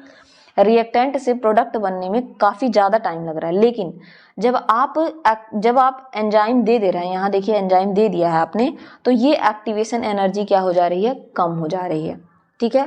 तो एक्टिवेशन एनर्जी क्या होती है, minimum energy required by substrate to change into product. Activation energy का मतलब है कि कितना कम से कम एनर्जी लगाया जाए किसी सबस्ट्रेट को प्रोडक्ट में बदलने के लिए, ठीक है। ये मिनिमम एनर्जी होती है required by substrate to change into product में चेंज होने के लिए, ठीक है। तो ये हो गई activation energy. Molecular structure and conformation corresponding to the peak position of the profile is called transition state, और इस पीक पोजीशन को हम क्या कह रहे हैं, ट्रांजिशन स्टेट, ठीक है, ट्रांजिशन स्टेट। इसका ट्रांजिशन स्टेट इतना ज़्यादा है और इसका ट्रांजिशन स्टेट इतना नीचे है। तो जब हम एक्टिवेशन एनर्जी को कम कर देते हैं, ठीक है, यहाँ पे एक्टिवेशन एनर्जी ज़्यादा है, अगर हम उसको एक्टिवेशन एनर्जी को कम कर दें तो हमारा एंजाइम जो हमारा सबस्ट्रेट है वो प्रोडक्ट में जल्दी चेंज हो जाता है, ठीक है। यहाँ पे यही बताने की कोशिश की गई है। In transition state chemical bonds are process of being formed और ब्रोकन। इसमें क्या होता है कि केमिकल रिएक्शन में आपका केमिकल बॉन्ड बनता और टूटता रहता है। It is therefore the most activated hence highly unstable entity in this reaction pathway, ठीक है। मोस्ट एक्टिवेटेड जो होता है वो हाईली अनस्टेबल होता है, ठीक है। जितना ज़्यादा एक्टिवेटेड उतना ही ज़्यादा unstable. The concept of the transition state help to express the rate of reaction. और ये जो ट्रांजिशन स्टेट आप पढ़ रहे हैं, एक्टिवेशन एनर्जी समझ रहे हैं, वो किस लिए समझ रहे हैं कि हम एनर्जी ऑफ एक्टिवेशन को समझ पाएँ, concept of rate of reaction को समझ पाएँ, ठीक है। तो इस तरीके से हम कह सकते हैं कि since the molecule in the transition state are the ones which lead the formation of product, ठीक है। The rate of reaction will be dependent on the concentration of molecule in the transition state. जो rate of reaction है वो concentration of molecule पे और कई सारी चीज़ों पे डिपेंड करता है, ठीक है। यहाँ पे कुछ और भी चीज़ें बताई गई हैं कि अगर मान लीजिए एक बात को याद रखिएगा कि अगर जो एनर्जी लेवल है, the energy level difference between S and P, यानी कि सबस्ट्रेट और प्रोडक्ट का जो एनर्जी लेवल डिफरेंस है, अगर P is at lower level then S, अगर जो P है आपका, ठीक है, P जो है आपका वो S से लोअर लेवल पे है, मतलब नीचे की तरफ है, तो इस तरीके का रिएक्शन क्या कहलाता है? एक्सोथर्मिक रिएक्शन, ठीक है। अगर ये नीचे वाला लेवल है, लोअर लेवल पे है, लेकिन अगर यही चीज़ क्या हो, इसके बराबर में हो यहाँ पे, तो इस तरीके का रिएक्शन क्या कहलाता है? एंडोथर्मिक। इस चीज़ को आप लिख लीजिएगा, बना लीजिएगा एक और, ठीक है, ऐसे ही ऐसे बना लीजिएगा और इसको यहाँ ऊपर रखिएगा इस तरीके से। तो इस बात को आपको समझ में आ गया। One need not supply energy in order to form product, ठीक है। ये एक्सोथर्मिक रिएक्शन होगा, मतलब इसको ये एनर्जी लिबरेट करेगा, एनर्जी बाहर निकालेगा, इसको अलग से एनर्जी नहीं देखनी पड़ेगी। एंडोथर्मिक में क्या होता है रिएक्शन में, वो ग्राफ रिप्रेजेंट करता है कि ये अगर बराबर में है तो यहाँ एनर्जी देनी पड़ेगी, ठीक है। However, whether it is an exothermic or spontaneous or endothermic reaction or energy requiring reaction, S has to go through much higher energy state और ट्रांजिशन स्टेट। तो H जो आपका सबस्ट्रेट है, चाहे वो स्पॉन्टेनियस रिएक्शन हो, मतलब अपने आप सतत चलने वाला, या एंडोथर्मिक हो, एनर्जी आपका एक्सोथर्मिक हो, तो उसमें क्या होती है, हायर स्टेट या ट्रांजिशन स्टेट में होता है। जो डिफरेंस होता है average energy content of substrate of this transition is called activation energy. मतलब इसमें देखिए एक्टिवेशन एनर्जी विदाउट एंजाइम बहुत ज़्यादा है, और जब एक्टिवेशन एनर्जी को आप कम कर दे रहे हैं तो प्रोडक्ट जल्दी से बन जा रहा है यहाँ पे, और उस एक्टिवेशन एनर्जी को कम करने का काम कौन कर रहा है? एंजाइम कर रहा है, ठीक है। तो enzyme usually eventually bring down this energy barrier making the transition of S to P। तो एंजाइम क्या करते हैं, इस एक्टिवेशन एनर्जी को ब्रिंग डाउन करते हैं, नीचे ले आते हैं, और एंजाइम जो है प्रोडक्ट में, सबस्ट्रेट जो है प्रोडक्ट में कन्वर्ट हो जाता है। अब नेचर ऑफ एंजाइमेटिक रिएक्शन, ये मैंने NCERT से लिया है, काफ़ी इजी सा चीज़ है। जो एंजाइम नेचर क्या होता है इनका, ठीक है, तो ये एंजाइम सबस्ट्रेट कॉम्प्लेक्स जो होते हैं, highly reactive enzyme substrate complex बनता है, ठीक है, लेकिन ये शॉर्ट लिव्ड होता है। शॉर्ट लिव्ड के लिए एक टर्म यूज़ किया जाता है एफीमेरल, काफ़ी कम टाइम के लिए होता है, बाद में ये प्रोडक्ट में और फिर एंजाइम अलग हो जाता है। और एंजाइम प्रोडक्ट कॉम्प्लेक्स बनने के बाद देखिए, पहले एंजाइम सबस्ट्रेट कॉम्प्लेक्स, फिर एंजाइम प्रोडक्ट कॉम्प्लेक्स, उसके बाद एंजाइम अलग हो जाएगा और प्रोडक्ट हमें मिल जाएगा। तो ये रिएक्शन कैसे होता है? फर्स्टली क्या होता है, सबस्ट्रेट बाइंड करता है एक्टिव साइट पे एंजाइम के, और एक्टिव साइट में फिट हो जाता है, ठीक है। उसके बाद क्या होता है, बाइंडिंग जो होती है सबस्ट्रेट की, वो इंड्यूस करती है एंजाइम के शेप में चेंज करेगी, और वो मोर टाइटली एंजाइम सबस्ट्रेट कॉम्प्लेक्स बन जाएगा। जब एक्टिव साइट ऑफ एंजाइम क्या होगी, नाउ इन क्लोज प्रॉक्सिमिटी, अब क्या होगा, सबस्ट्रेट बेक करेगा और केमिकल बॉन्ड ऑफ सबस्ट्रेट जो होंगे न्यू एंजाइम प्रोडक्ट बना लेंगे, ठीक है। और फिर जब ये काम हो जाएगा तो उसके बाद क्या होगा, एंजाइम रिलीज हो जाएगा और प्रोडक्ट आपका बन जाएगा, और फिर से ये साइकिल आपकी क्या होगी, चलेगी, इसी तरीके से चलती रहती है, ठीक। अब कुछ फैक्टर्स ऊपर ही हमने देखे थे जो एंजाइम की एक्टिविटी को क्या करते हैं, अफेक्ट करते हैं। उसमें से पहला फैक्टर आप अगर जाने, दो, टेम्परेचर एंड पीएच। देखिए एंजाइम को जनरली फंक्शन करने के लिए टेम्परेचर और पीएच क्या होने चाहिए, ऑप्टिमम होने चाहिए, ठीक है। अगर हाईएस्ट हुआ टेम्परेचर, ठीक है, तब भी एंजाइम की एक्टिविटी अफेक्ट होगी, और अगर लोवेस्ट हुआ पीएच तब भी क्या होगी, एंजाइम की एक्टिविटी खराब होगी। अगर हाई टेम्परेचर आप दे देंगे तो भी एंजाइम की एक्टिविटी क्या हो जाएगी, डिस्ट्रॉय हो जाती है, प्रोटीन डीनेचर हो जाता है। तो इसके लिए ग्राफ से आप समझेंगे, ये ग्राफ है, देखिए आपका इफेक्ट ऑफ पीएच और इफेक्ट ऑफ टेम्परेचर, ये एंजाइम की एक्टिविटी है, ये हमेशा इसी पॉइंट पे काम करेंगे, ठीक है। अगर आप एंजाइम की एक्टिविटी, मतलब ये 40 डिग्री सेल्सियस मान लीजिए है, और पीएच मान लीजिए 7 पे काम करता है, उल्टा कर दिया मैंने, मान लीजिए पीएच 7 पे काम करता है, और ये क्या करेगा, पीएच आपका 40 डिग्री सेल्सियस टेम्परेचर, तो यहीं पे ये काम करेगा, यहीं तक। अगर इससे नीचे आप ले जाएंगे तो ये क्या हो जाएगा, इनएक्टिव हो जाएगा, अगर एनर्जी आपका पीएच इससे कम होगा तो ये इनएक्टिव हो जाएगा, इससे ज़्यादा करेंगी तो ये डिस्ट्रॉय हो जाएगा, टूट जाएगा। सेम टेम्परेचर के साथ भी है कि ये ऑप्टिमम पे ही काम करेगा। अगर इससे नीचे आप इसका टेम्परेचर करेंगे तो ये क्या होगा, इनएक्टिव हो जाएगा, और इससे ऊपर करेंगे तो ये डिस्ट्रॉय हो जाएगा। तो ये क्या है, यहाँ पे एक आपके ऑप्टिमम पे ही काम करता है। सेकेंड है आपका कंसंट्रेशन ऑफ सबस्ट्रेट। मैं इसको समझाने की कोशिश कर रही हूँ, लिखने वाला तो आप जानते हैं, हिंदी में भी दिया, इंग्लिश में भी दिया है, ठीक है। सबस्ट्रेट कंसंट्रेशन क्या होता है? सबस्ट्रेट कंसंट्रेशन का मतलब सबस्ट्रेट कितनी मात्रा में है, ठीक है। और एंजाइम क्या है? तो सबस्ट्रेट कंसंट्रेशन क्या होता है? With increase in substrate concentration the velocity of enzymatic reaction rise at first, ठीक है। देखिए पहले क्या होगा कि मान लीजिए कोई सबस्ट्रेट है, अभी इसको समझते हैं। The reaction ultimately reaches as Vmax which not exceeded by any further rise in concentration of the substrate. This is because enzyme molecules are fewer than the substrate molecule. After saturation of these molecules, there are no free enzyme molecule to bind with addition substrate complex. देखिए यहाँ पे क्या होता है, इससे आप समझिए, ये दिया है यहाँ पे कंसंट्रेशन का, कि देखिए सबस्ट्रेट क्या होता है, एक लिमिटेड अमाउंट में ही होगा ना सबस्ट्रेट, ठीक।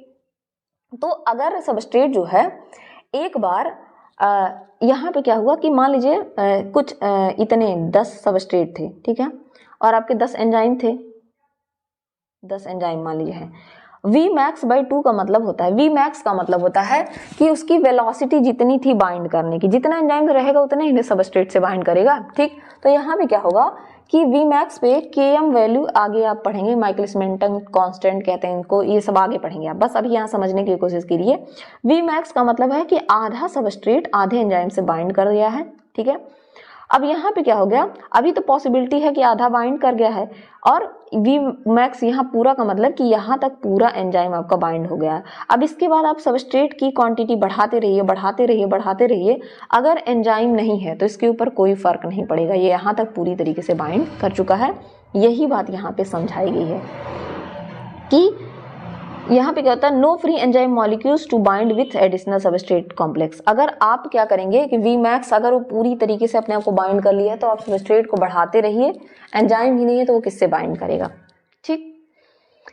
सेकंड आते हैं इनहिबिटर्स। इनहिबिटर्स जो हैं आपके 12th क्लास में केवल एक इनहिबिटर दिया है, कॉम्पिटिटिव इनहिबिटर, लेकिन यहाँ पे हम कई सारे के बारे में पढ़े। इनहिबिशन का मतलब होता है किसी चीज को इनहिबिट कर देना, रोक देना, निषेध।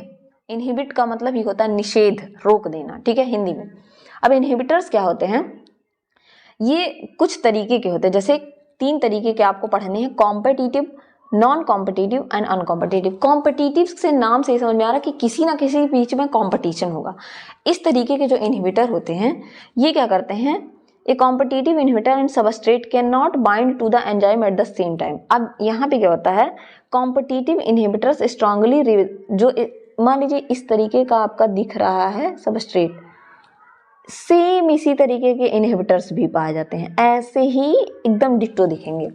तो अब देखिए एक्टिव साइट तो एक ही है, या तो उस टाइम पे अगर मान लीजिए कोई इनहिबिटर आ गया गलती से, या तो वहां पे अगर मान लीजिए आपके घर में एक स्विच है, ठीक है, अब उससे या तो आप अपना मोबाइल चार्ज कर सकते हैं अपनी मम्मी का, ठीक है, एक टाइम पे तो एक ही होगा। अब आप मल्टी स्विच वाला मत यूज करिएगा, यहाँ पे मैं एक कंडीशन बता रही हूँ, एक टाइम पे एक ही जाके बाइंड करेगा। तो अगर यहाँ पे जाके इनहिबिटर बाइंड कर ले, तो मान लीजिए कोई रिएक्शन ए से बी में जाना था, अब यहाँ पे जो ए पे जो है इनहिबिटर आके बाइंड कर लेगा, तो इनहिबिटर का नाम ही है कि ये रोक देगा, इसको निषेध कर देगा, आगे रिएक्शन ही नहीं होगा। तो इस तरीके के इनहिबिटर को कॉम्पिटिटिव, यहाँ किसका कंपटीशन, सबस्ट्रेट और इनहिबिटर के बीच में, क्योंकि दोनों एक तरीके से दिख रहे हैं। इसका बेस्ट एग्जाम्पल है सक्सीनिक डिहाइड्रोजिनेज, आप पढ़ेंगे क्रेब्स साइकिल में। ये क्या होता है, इनहिबिशन ऑफ सक्सीनिक डिहाइड्रोजिनेज, जो एंजाइम हो वो इनहिबिट कर दिया जाता है मेलोनेट के द्वारा।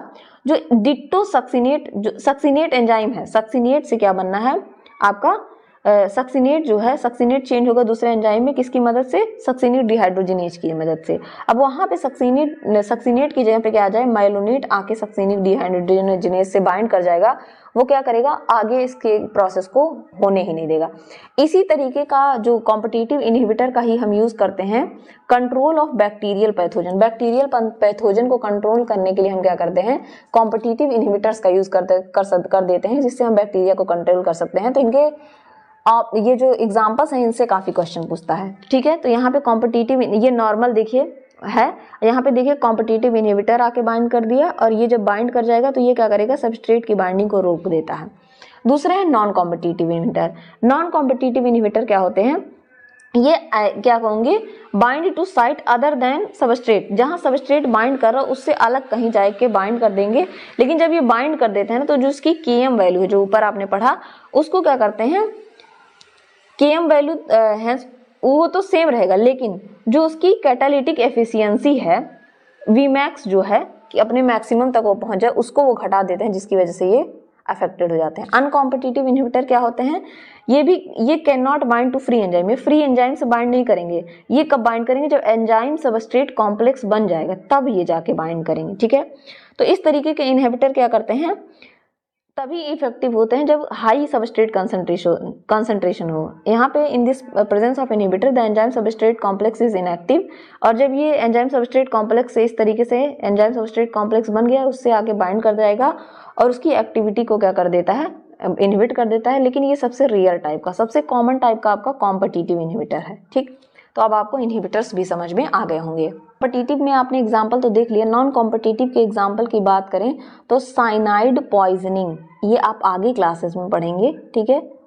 पॉइजनिंग की स्पेलिंग मैंने गलत लिख दी, POISNING, साइनाइड पॉइजनिंग, ठीक है। पेनिसिलिन, ठीक है, पेनिसिलिन क्या करता है, प्रिवेंट कर देता है cell wall formation in bacteria में, तो पेनिसिलिन भी आप लिख देते हैं, प्रिवेंट कर देता है सेल वॉल की फॉर्मिंग को बैक्टीरिया में, ठीक है। इस तरीके के कुछ इनके एग्जाम्पल हैं, ठीक है। आगे हम कुछ और भी चीज़ के बारे में हमने पढ़ लिया था। अब एंजाइम के पार्ट 2 में हम इसके एक पार्ट के बारे में पढ़ेंगे। बेसिकली एक तरीके से ये एक मैथमेटिकल फॉर्मूला दिया गया है कि एंजाइम वर्क कैसे करता है, ठीक है। एंजाइम के जो आपका फंक्शन है एंजाइम का, वो वर्क कैसे करता है, इसके लिए मैथमेटिकल फॉर्मूला दिया गया है।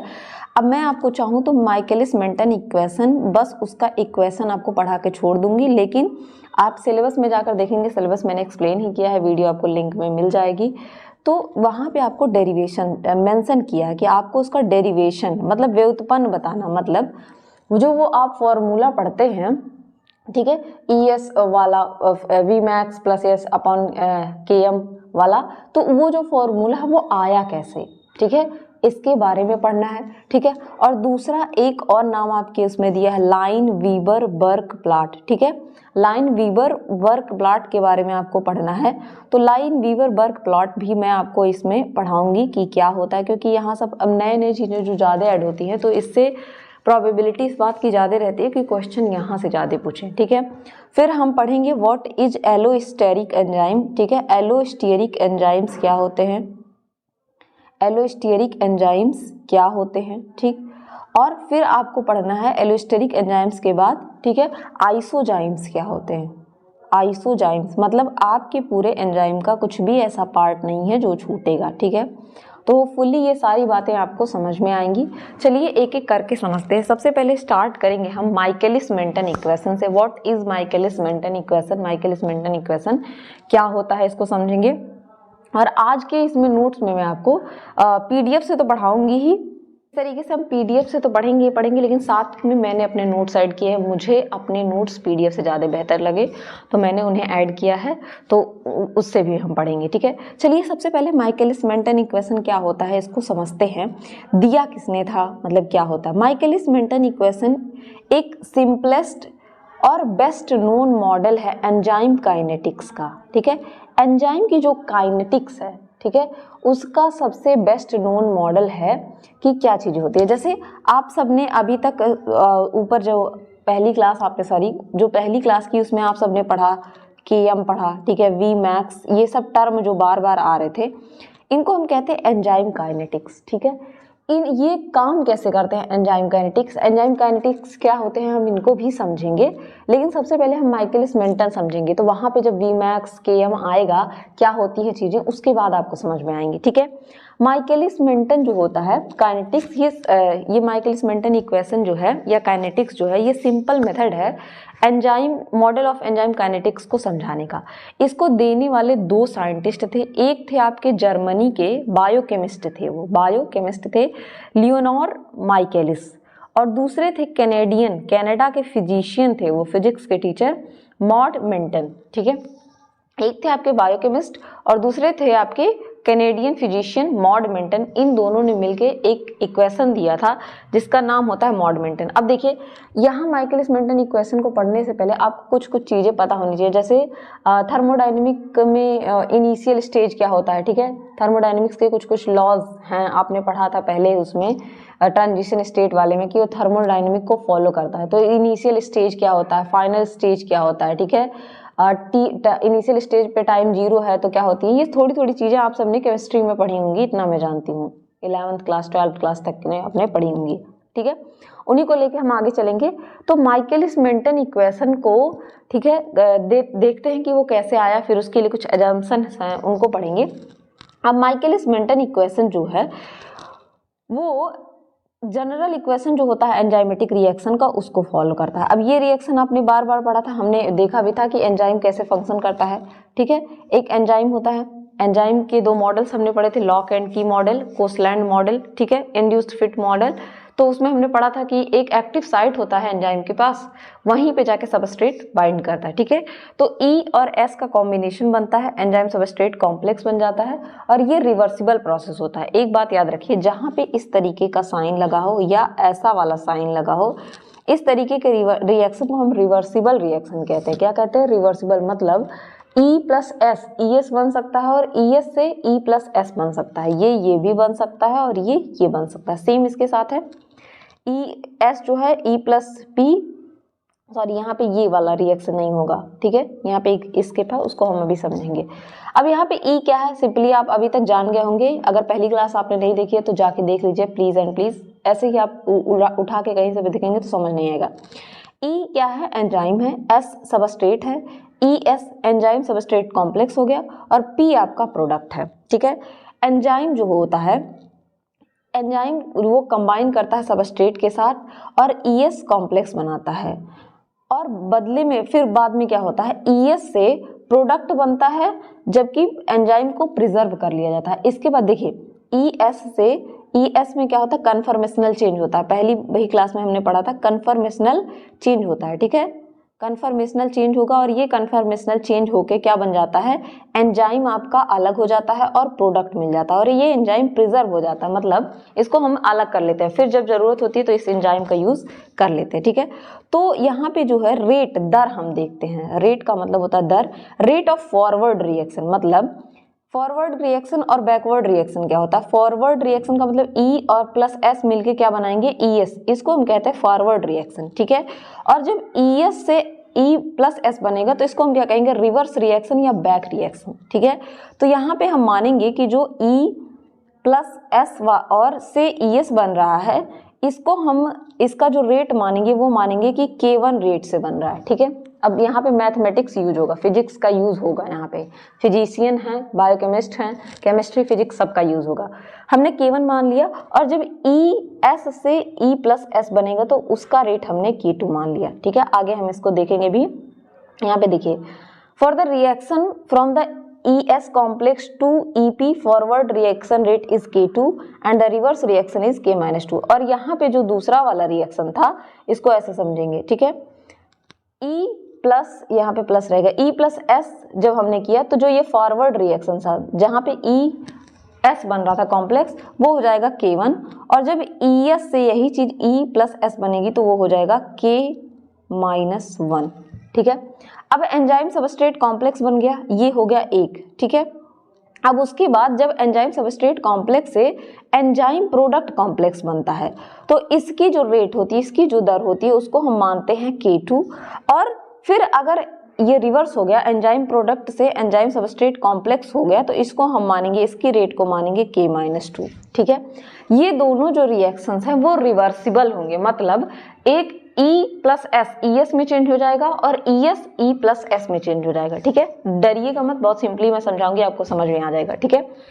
लेकिन जब एंजाइम प्रोडक्ट कॉम्प्लेक्स बन गया उसके बाद एंजाइम अलग बन जाता है और प्रोडक्ट अलग हो जाता है, ये रिवर्सिबल नहीं होते हैं, ठीक है। This reaction is not reversible, ये रिएक्शन क्या होता है, रिवर्सिबल नहीं होता है, ये रिएक्शन रिवर्सिबल नहीं होगा, इस बात को आपको ध्यान रखना है। वही चीजें यहाँ मेंशन की हुई हैं कि for the reaction from ES complex to EP forward reaction K2 माना गया है और reverse reaction K-2। ES complex में dissolve back into the enzyme, ES complex या तो एंजाइम में डिजोल्व हो जाएगा या फॉरवर्ड आगे मूव होके प्रोडक्ट बना लेगा। इतना आपको अभी तक समझ में आ गया होगा। अब थोड़ा सा जब यहाँ डेरिवेशन पे आप आएंगे थोड़ा थोड़ा अब आपको दिक्कत होगा। देखिए इनिशियल रिएक्शन टाइम जो होता है, जिसको हम T टाइम जो है मान रहे हैं कि 0 है, ठीक है। सब जब शुरुआत ही हुई है वो टाइम क्या है, 0 है। लिटिल प्रोडक्ट फॉर्मेशन आकर, और इस टाइम पे जो है मान लीजिए कि बहुत कम, ठीक है, प्रोडक्ट बना है। Therefore backward reaction rate K-2 में बी नेग्लेक्टेड।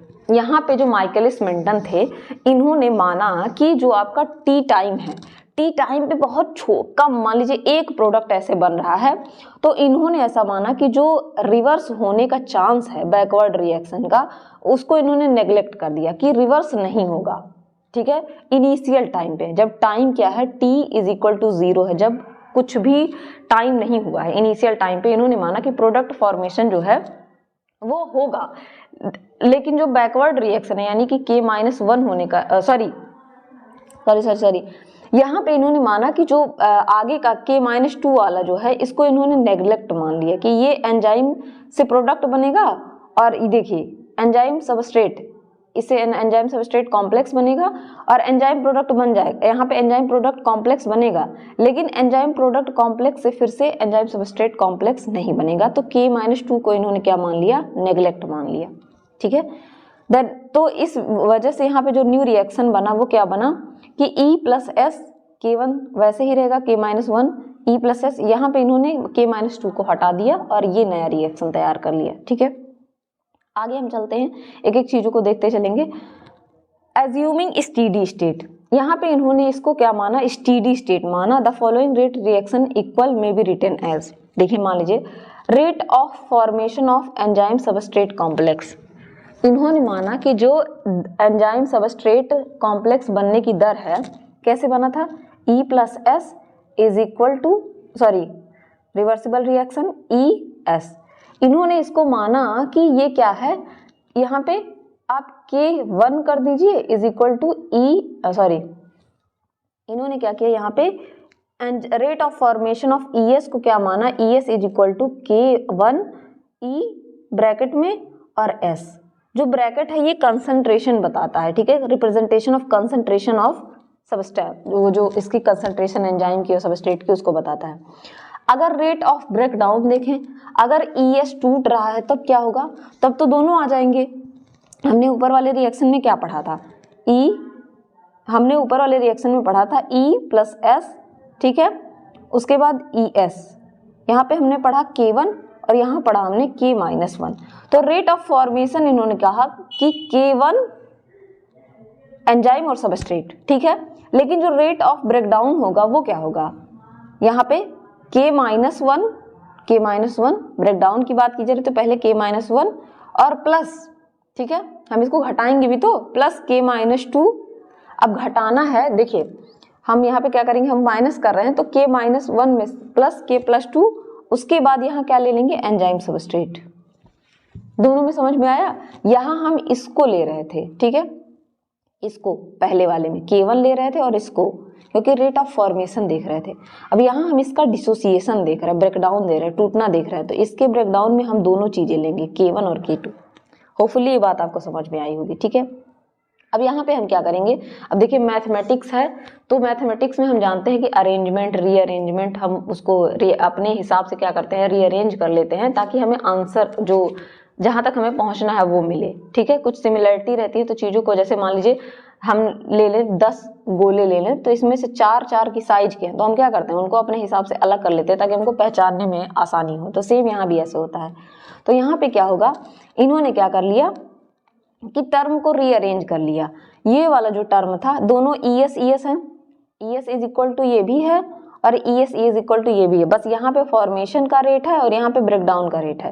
तो इन्होंने क्या कर लिया, इन दोनों टर्म को इक्वल कर दिया, यहाँ पे इसको और इसको इन्होंने इक्वल कर दिया, ठीक है, रीअरेंज कर, यहाँ पे इक्वल कर लिया। अब इसको हम रीअरेंज भी कर सकते हैं, क्यों, कैसे रीअरेंज कर सकते हैं, हम क्या करें, जो ये K1 K1 वाले हैं इनको एक साइड कर लें और जो ES ES वाले उनको एक साइड कर लें। तो हमने क्या किया, इस साइड वाले को यहीं रहने दिया और यहाँ पे इस तरीके से लिख सकते हैं आप ES अपॉन ES, ठीक है, इज इक्वल टू ये वाला इसी साइड था और इसको इधर बुला लिया। तो यहाँ पे क्या था, K-1 प्लस K2 अपॉन यहाँ पे K1, ठीक है। इस तरीके से इसको हमने रीअरेंज कर लिया, ठीक है। आगे चलते हैं। इस रीअरेंजमेंट के बाद क्या हो गया, अब हमने क्या लिया, एंजाइम को टोटल एंजाइम का कंसंट्रेशन क्या होगा हम इसको कैलकुलेट करेंगे यहाँ पे, ठीक है। देखिए ये हमको एक रिएक्शन मिल गया, अब हम क्या करेंगे, यहाँ पे टोटल एंजाइम का कंसंट्रेशन, ब्रैकेट कंसंट्रेशन बता रहा था, अब हमें टोटल एंजाइम का कंसंट्रेशन चाहिए कि कितना है। यहाँ पे ई टोटल का मतलब है total enzyme concentration, total enzyme की सांद्रता कितनी है, कंसंट्रेशन का मतलब यही होता है कि कितनी है। तो ई टोटल को हम क्या कहेंगे, ई टोटल को हम कहेंगे ई प्लस ES, यही तो ई टोटल है। Enzyme plus enzyme substrate complex ही तो पूरा टोटल है। टोटल एंजाइम क्या है, एंजाइम अगर हम इस तरीके से देखें E प्लस S ES, ठीक है, EP और यहाँ पे अगर हम कर दे तो E प्लस P। तो इसमें से अगर टोटल एंजाइम देखना हो तो एंजाइम सबस्ट्रेट कॉम्प्लेक्स में एंजाइम और यहाँ तो यही तो टोटल एंजाइम है। तो हमने क्या कर लिया, अगर टोटल हमें एंजाइम की कंसंट्रेशन निकालनी है तो हमने क्या कर लिया, E is equal to E total enzyme is equal to E plus ES। अब यहाँ भी हम क्या करेंगे, थोड़ा सा अरेंजमेंट करेंगे। अब हमको जब एंजाइम का टोटल निकालना है तो हम एंजाइम को एक साइड कर लेंगे और E टोटल माइनस ES कर लेंगे। Substitute E in the above equation, हमने इस इक्वेशन में E को सब्सटीट्यूट कर दिया, ठीक है। अब हमने क्या ले लिया, E टोटल, ठीक है, माइनस ES ये ले लिया, इसको हमने सब्सटीट्यूट किया है। अब इसकी जगह पे जो चीजें हैं उसको हम रखेंगे, ठीक है। तो हमने यहाँ पे देखा था कि ई टोटल, यहाँ पे देखिए E is equal to E total minus ES हो गया, ठीक है। तो यहाँ पे जो ई टोटल है उसकी वैल्यू, ये जो E है इसकी वैल्यू कितनी है, इसका वैल्यू क्या है, ई टोटल माइनस ES, ठीक है। और E की वैल्यू क्या आ गई आपकी, S अपॉन ES, ठीक है। यहाँ पे हम क्या करेंगे, ई टोटल और यहाँ पे माइनस ES और ये S अपॉन ES, E की वैल्यू आ गई, ठीक है। E की वैल्यू क्या आ गई, S अपॉन ES, ठीक है। इस तरीके से हम यहाँ पे अरेंजमेंट कर देंगे और इसके बराबर क्या है, इसके बराबर है K-1 plus K2 upon K1, ठीक है, K-1 plus K2 upon K1, इस बात को आपको याद रखना है। अब यहाँ पे आगे क्या होगा, अरेंजमेंट ही इसमें अच्छे से ध्यान देना है। हमने क्या किया, ई टोटल और S को इधर कर लिया, ठीक है, ई टोटल और S को इधर कर लिया, ठीक है, माइनस हमने ES, ठीक है, और S कर लिया, ठीक। अगर मैं इसको थोड़ा सा लिख के बताऊं इस तरीके से, ई टोटल T लिख रही हूँ माइनस ES, ठीक है, और ब्रैकेट में S था इस तरीके से अपॉन ES था, ठीक। इसको हम क्या करेंगे, रीअरेंज कर देंगे, क्या कर देंगे, रीअरेंज। हमने क्या किया, E टोटल कर लिया, ठीक है, ब्रैकेट में S माइनस ES ब्रैकेट में S, क्योंकि S का मल्टीप्लाई इन दोनों में करना है, S का मल्टीप्लाई इन दोनों में कर दिया अपॉन ES, ठीक है, और इसको एज इट इज उतार दिया। ये मैं आपको समझाने के लिए बता रही हूँ। फिर हमने क्या किया, थोड़ा सा रीअरेंजमेंट हम करेंगे। अब देखिए यहाँ पे एक चीज़ लिख दी है Km, ठीक है, लेकिन जो माइकलिस मेंटन का इक्वेशन था इन्होंने इसे Km ना मान के Ks माना था, ठीक है। इसको सही करने वाले एक दूसरे साइंटिस्ट थे, ब्रिग्स हल्डानी, ठीक है, ब्रिग्स हल्डानी, ये भी मैं आपको बता दूंगी। ब्रिग्स हल्डानी ने इसको Km कहा था, ठीक है। कुछ इनमें कमियां भी माइकलिस मेंटन में है, उसको भी आप जानेंगे, ठीक है, लेकिन आपको डेरिवेशन तो पढ़ना ही है तो आप Km ही मानिए यहाँ पे, लेकिन मैं आपके अंडरस्टैंडिंग के लिए बता दूं इन्होंने इसे Ks माना था, ठीक है। और इस Km को कहते हैं माइकलिस मेंटन इक्वेशन। इस पूरे इक्वेशन को इन्होंने क्या मान लिया था, Ks। बाद में इसी को ब्रिग्स एंड हल्डानी ने Km कहा था, तो आप Ks लिखिए या Km दोनों सही होता, ठीक है। तो यहाँ पे इन्होंने इस पूरे इक्वेशन को क्या मान लिया, Km, ठीक है। Km मान लिया, तो यहाँ पे ये पूरा अरेंजमेंट तो इसी तरीके से था, इज इक्वल टू Km हो गया, ठीक है। और फिर हमने क्या किया, थोड़ा सा रीअरेंजमेंट किया, जो ये अपॉन में ES था, ठीक है, अपॉन में ES था, इसको हमने Km के साथ मिला दिया, ठीक है, इधर कर दिया। फिर हमने थोड़ा सा अरेंजमेंट और किया, तो यहाँ पे क्या हुआ कि E total S is equal to, हमने क्या कर दिया, इस S को इधर ले आए, ठीक है। तो ये माइनस में था, यहाँ पे माइनस ES और ब्रैकेट में S था, तो अगर आप इसको इधर शिफ्ट करेंगे तो ये प्लस में S आ गया और ये ES भी क्या आ गया, प्लस में आ गया। तो अगर इस तरीके से लिखेंगे E total S is equal to क्या हो जाएगा, ES ब्रैकेट में Km प्लस S, इस तरीके से ये अरेंजमेंट हो गया, ठीक है। आगे क्या हुआ, इसी अरेंजमेंट को हमने थोड़ा सा और चेंज किया। यहाँ पे हमने क्या किया, ES को इधर ले आए, इस तरफ शिफ्ट कर दिया और ये पूरा इक्वेशन एज इट इज उठा के ऐसे रख दिया, और जब ये वाला इधर चला गया तो ये ऊपर चला गया, E टोटल ब्रैकेट में S upon Km plus S, ठीक है। ये Km जो है वही है जो ऊपर का इक्वेशन पूरा था, हमने उसको Km मान लिया, जो रेट थे, दर थे आपका, उसको हमने पूरा Km मान लिया। अब देखिए वेलोसिटी जो इनकी क्या है, टाइम जीरो था तो वेलोसिटी भी जीरो होगी। इनिशियल की बात की गई है ना, शुरुआती दौर में, एकदम इनिशियली जो एंजाइम है, मान लीजिए बहुत लिटिल अमाउंट में है, तो वहाँ पे वेलोसिटी भी तो जीरो होगी। हम जो प्लॉट बनाते हैं वो किसका बनाते हैं, टाइम और वेलोसिटी का ही तो बनाते हैं। ये जो प्लॉट बनाते हैं टाइम और वेलोसिटी का बनाते हैं, तो यहाँ पे वेलोसिटी भी जीरो है। तो यहाँ पे जो वेलोसिटी है वो जीरो है, तो K2 और ES हो जाएगा, ठीक है। K2 यहाँ हमने पढ़ा था K1 और K-1, तो K2 ES हो जाएगा। और जब K2 ES हो गया तो यहाँ पे V0 is equal to K2, और ES की वैल्यू क्या दे रखी थी, यहाँ पे हमें ES की वैल्यू पहले से मिल गई थी, हमने ES की वैल्यू निकालने के लिए इतना पूरा पचड़ा किया था, तो हमने पूरा उठा के यहाँ पे K2 की जगह पे रख दिया, ठीक है। और वो जो K2 है, ठीक है, ऊपर जो रिएक्शन में हमने पढ़ा था E प्लस S, उसके बाद ES के बाद K2 था, ठीक है, EP प्रोडक्ट बना था। तो K2 की जगह पे, K2 ES की जगह पे हमने ये पूरा वैल्यू पुट कर दिया, यहाँ पे हमने E निकाला था। अब K2 is equal to K2 E total is equal to क्या हो गया, V मैक्स। V मैक्स क्या है, V मैक्स आपका ये पूरा है, substrate plus Km plus S, ये क्या है, ये पूरा V मैक्स है आपका, ठीक है। सॉरी यहाँ पे ये जो K2 E टोटल है ये किसके बराबर है, V मैक्स। मतलब इस दर पे, इस रेट पे, मतलब K2 रेट पे जो आपका एंजाइम है वो मैक्सिमम वेलोसिटी तक बाइंड कर चुका है सबस्ट्रेट से।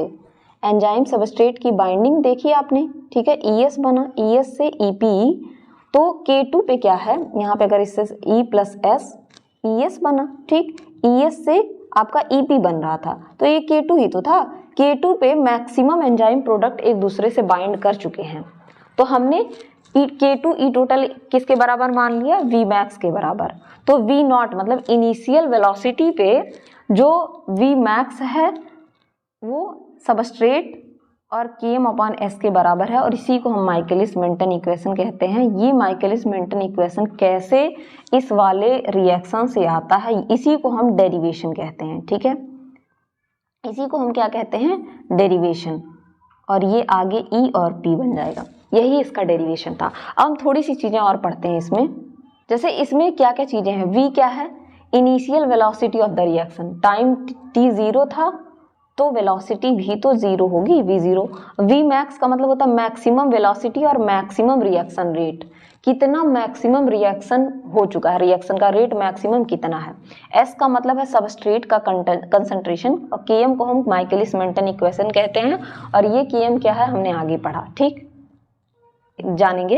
ये पूरा, ये देखिए ये मेरे नोट्स हैं, इसमें जो है ये जो S है इसको S माना, वहाँ पे जहाँ Km लिखा है उस वाले इक्वेशन में, वहाँ पे देखिए इसको S माना था इन्होंने, Km नहीं माना था। ब्रिग्स एंड हल्डान ने बाद में इसको Km कहा था, इसको भी मैं आपको क्लैरिफाई कर दूंगी। तो ये हमने पूरा पढ़ा है।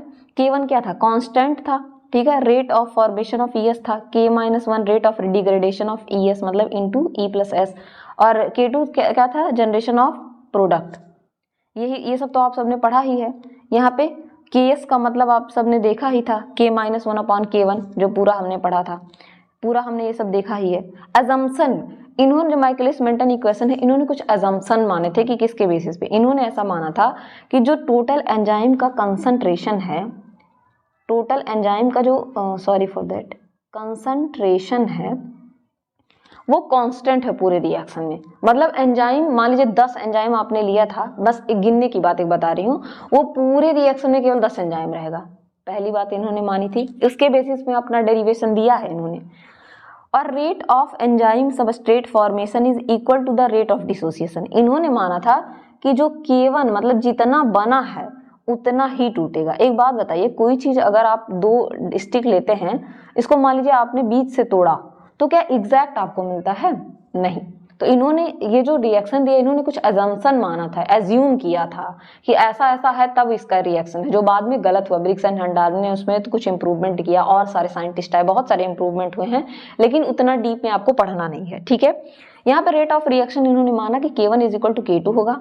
यहाँ पे इन्होंने एक चीज और मानी कि amount of enzyme very low as compare to substrate. इन्होंने ऐसा माना कि सबस्ट्रेट खूब ज्यादा है, बहुत सबस्ट्रेट है, उसके कंपैरिजन में एंजाइम 1-2 है, तो एंजाइम सबस्ट्रेट कॉम्प्लेक्स क्या होगा? कम बनेगा। Product of formation step is unidirectional and the constant concentration is very low. इन्होंने बताया कि जैसे E+S आपने पढ़ा, ES के बाद EP प्रोडक्ट बना और E एंड P, इन्होंने इसको कहा कि ये यूनिडायरेक्शनल है, मतलब ये रिवर्स नहीं हो सकता है। ये वाले को इन्होंने यूनिडायरेक्शनल माना इसको, कि ये रिवर्स नहीं होगा। और ऐसा माना कि प्रोडक्ट का जो कंसंट्रेशन है, मतलब जो प्रोडक्ट है वो काफी कम मात्रा में है। तो ये कुछ इनके अजम्पशन थे, उसके बेसिस पे उन्होंने ये पूरा जो आपने इक्वेशन पढ़ा उसको दिया था, ये वाला इक्वेशन, ठीक है। आपने ऊपर भी पढ़ा, सेम चीज ही लिखी थी। V मैक्स किसके बराबर था? E टोटल ES के बराबर था, K2 आपका जो था, और E टोटल के बराबर था ये, प्लस S, और इन्होंने इसे KS कहा था, याद रखिएगा। माइकलिस मेंटन ने इसको KS कहा था, बार बार कहते हैं। आगे चलेंगे अगर हम, तो यहाँ पे देखिए एक साइंटिस्ट थे, इन्होंने, जिनका नाम था ब्रिग्स एंड हल्डाने, जिसको या इसको स्टेडी स्टेट अप्रोच भी कहते हैं, थोड़ा हायर क्लास का, लेकिन मैं बता देती हूँ। इन्होंने interpretation of Michaelis Menten model were refined, इन्होंने रिफाइन किया, उसको अच्छा किया। ब्रिग्स हल्डाने ने स्टेडी स्टेट असम्पशन दिया इन्होंने, और इन्होंने जो है इसको क्या कहा था? Km। यहाँ पे इन्होंने K2 को ऐड किया है, कि उस जो मैंने आपको पहला वाला बताया वहां मैंने इन तीनों को ऐड किया, लेकिन एक्चुअली में माइकलिस और मेंटन ने केवल K1 और K1 और K-1 को ऐड किया था, K2 को उन्होंने ऐड ही नहीं किया था। इन्होंने इसको क्या किया? रिफाइन किया और इसको Km दिया। लेकिन इन्होंने वो पहली डिस्कवरी माइकलिस मेंटन ने की थी, तो इस वजह से Km को माइकलिस मेंटन कांस्टेंट ही नाम दिया गया था, ठीक। अब याद रखिए, इसमें कुछ चीजें आपको ध्यान रखती हैं। हम जो चार्ट बनाते हैं वो यही न बनाते हैं कि रेट ऑफ रिएक्शन क्या है, V0, V वेलोसिटी क्या है, रेट ऑफ रिएक्शन वेलोसिटी, तो हमने V0 पे निकाला है, जो कि आपका माइकलिस मेंटन निकाला है, ठीक है। Ks का मतलब Ks या इसी को Km लिखा जाता है, ठीक है, Km जनरली लिखा जाता है। ये क्या है? माइकलिस मेंटन कांस्टेंट है। इसके हाफ तक पहुंचते पहुंचते क्या हो जाती है? एंजाइम आधा बाइंड कर लेता है, इसी वजह से मैक्सिमम वेलोसिटी है Vmax, मैक्स का मतलब मैक्सिमम, डिवाइडेड बाय 2, यहाँ तक आधा एंजाइम और सबस्ट्रेट कॉम्प्लेक्स बन जाता है, और पूरा ये इनफाइनाइट तक बनता है। और इस कर्व को हाइपरबोलिक कर्व कहते हैं, हाइपरबोलिक प्लॉट कहते हैं। यहाँ Vmax है। इसके कुछ ड्रॉबैक भी हैं, इनको हम समझेंगे। यहाँ पे कुछ चीजें क्वेश्चन में पूछ लेती हैं। अगर मान लीजिए जो सबस्ट्रेट है Km जो है, यानी कि ये जो Km वैल्यू है, अगर इस सबस्ट्रेट से बहुत ज्यादा है, तो यहाँ पे क्या होगा? Take S as a negligible, S को, सबस्ट्रेट को हम नेग्लेजिबल मान लें, तो Vmax S/Ks हो जाएगा, जहाँ पे सबस्ट्रेट क्या होगा? V is directly proportional to substrate हो जाएगा, मतलब वेलोसिटी डायरेक्टली सबस्ट्रेट के प्रोपोर्शनल हो जाएगी, ठीक है। अगर सबस्ट्रेट बहुत ज्यादा हो जाए और Km कम हो जाए, तो यहाँ क्या हो जाएगा? V is equal to Vmax के बराबर हो जाएगा, क्योंकि ऊपर S नीचे S कट जाएगा, ठीक है। पुट करके आप देखेंगे तो इसकी वैल्यू आ जाएगी, ऊपर S नीचे S क्या हो जाएगा? कट जाएगा, ठीक है। क्योंकि क्या हो गया? Km के बराबर, ये जो Ks था इसके बराबर हो गया S, तो यहाँ पे S आ गया, तो क्या होगा? दोनों ऊपर नीचे कट जाएगा, तो Km क्या हो जाएगा? नेग्लेजिबल हो जाएगा, तो Vmax के बराबर हो जाएगा। अगर S इक्वल हो जाए Km के तो क्या होगा, यहाँ पे भी क्या हो जाएगा, अगर S इक्वल हो जाए Km के तो यहाँ पे भी Km कट जाएगा और कितना बचेगा, केवल यहाँ पे 2 बच जाएगा, तो V is equal to V max by 2 हो जाएगा। ये देखिए V max into S, S plus S, तो 2S हो जाएगा, एक S कट जाएगा, 2 बच जाएगा, V मैक्स बाई 2 हो जाएगा। ठीक है, ब्रिक्स हल्टाने का मैंने बात बता दिया। और देखिए इनके कुछ लिमिटेशंस और ड्रॉबैक भी थे माइकलिस मेंटन मॉडल के। जो इनका लिमिटेशन क्या था कि some enzyme catalysed reaction show complex behaviour, कुछ एंजाइम्स ऐसे होते हैं जो कॉम्प्लेक्स बिहेवियर शो करते हैं, और इन्होंने कुछ चीजें अज्यूम कर ली थी कि और जो है एंजाइम प्रोडक्ट जो है एक ही यूनिडायरेक्शनल होगा, सबस्ट्रेट को ज़्यादा माना, एंजाइम को कम माना, ये सारी चीजें इनकी क्या थी, लिमिटेशंस थी। ये इन्होंने केवल और केवल लिमिटिंग रेट लिमिटिंग स्टेप्स को देखा, ठीक है, केवल K1 और K-1 वाले को देखा। More than S must optimize 1S then calculate kinetic parameter for other, इन्होंने K2 को 0 मान लिया। ठीक है, और इनके ड्रॉबैक क्या थे, क्यों ब्रिक्स हंडाने आना पड़ा। According to this the curve can meet the Vmax at infinite, इनके कर्व जो है वो कैसा था, हाइपरबोलिक, और ये जाके कहाँ मिलेगा, इनफाइनाइट पे, इस तरीके से आगे बढ़ता जाएगा, इनफाइनाइट पे मिलेगा। सो Vmax could not be determined.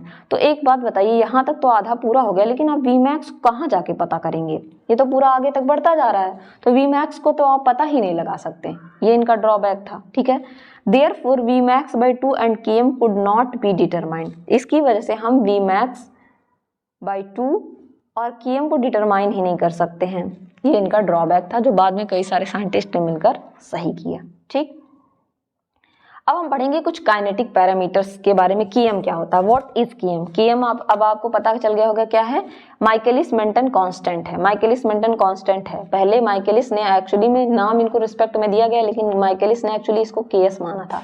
अब आपका ये चीज क्लियर हो गया होगा, आप चाहे तो अपने टीचर से भी पूछ सकते हैं, इन्होंने Ks माना था पहले। ठीक है, Km कंसंट्रेशन ऑफ सबस्ट्रेट है, क्या है, सबस्ट्रेट कितना कंसंट्रेशन है, which permits enzyme to achieve half Vmax, जो एंजाइम को ये अलाउ करता है कि तुम बाइंड करके हाफ कंसंट्रेशन तक पहुंच जाओ, Vmax by 2।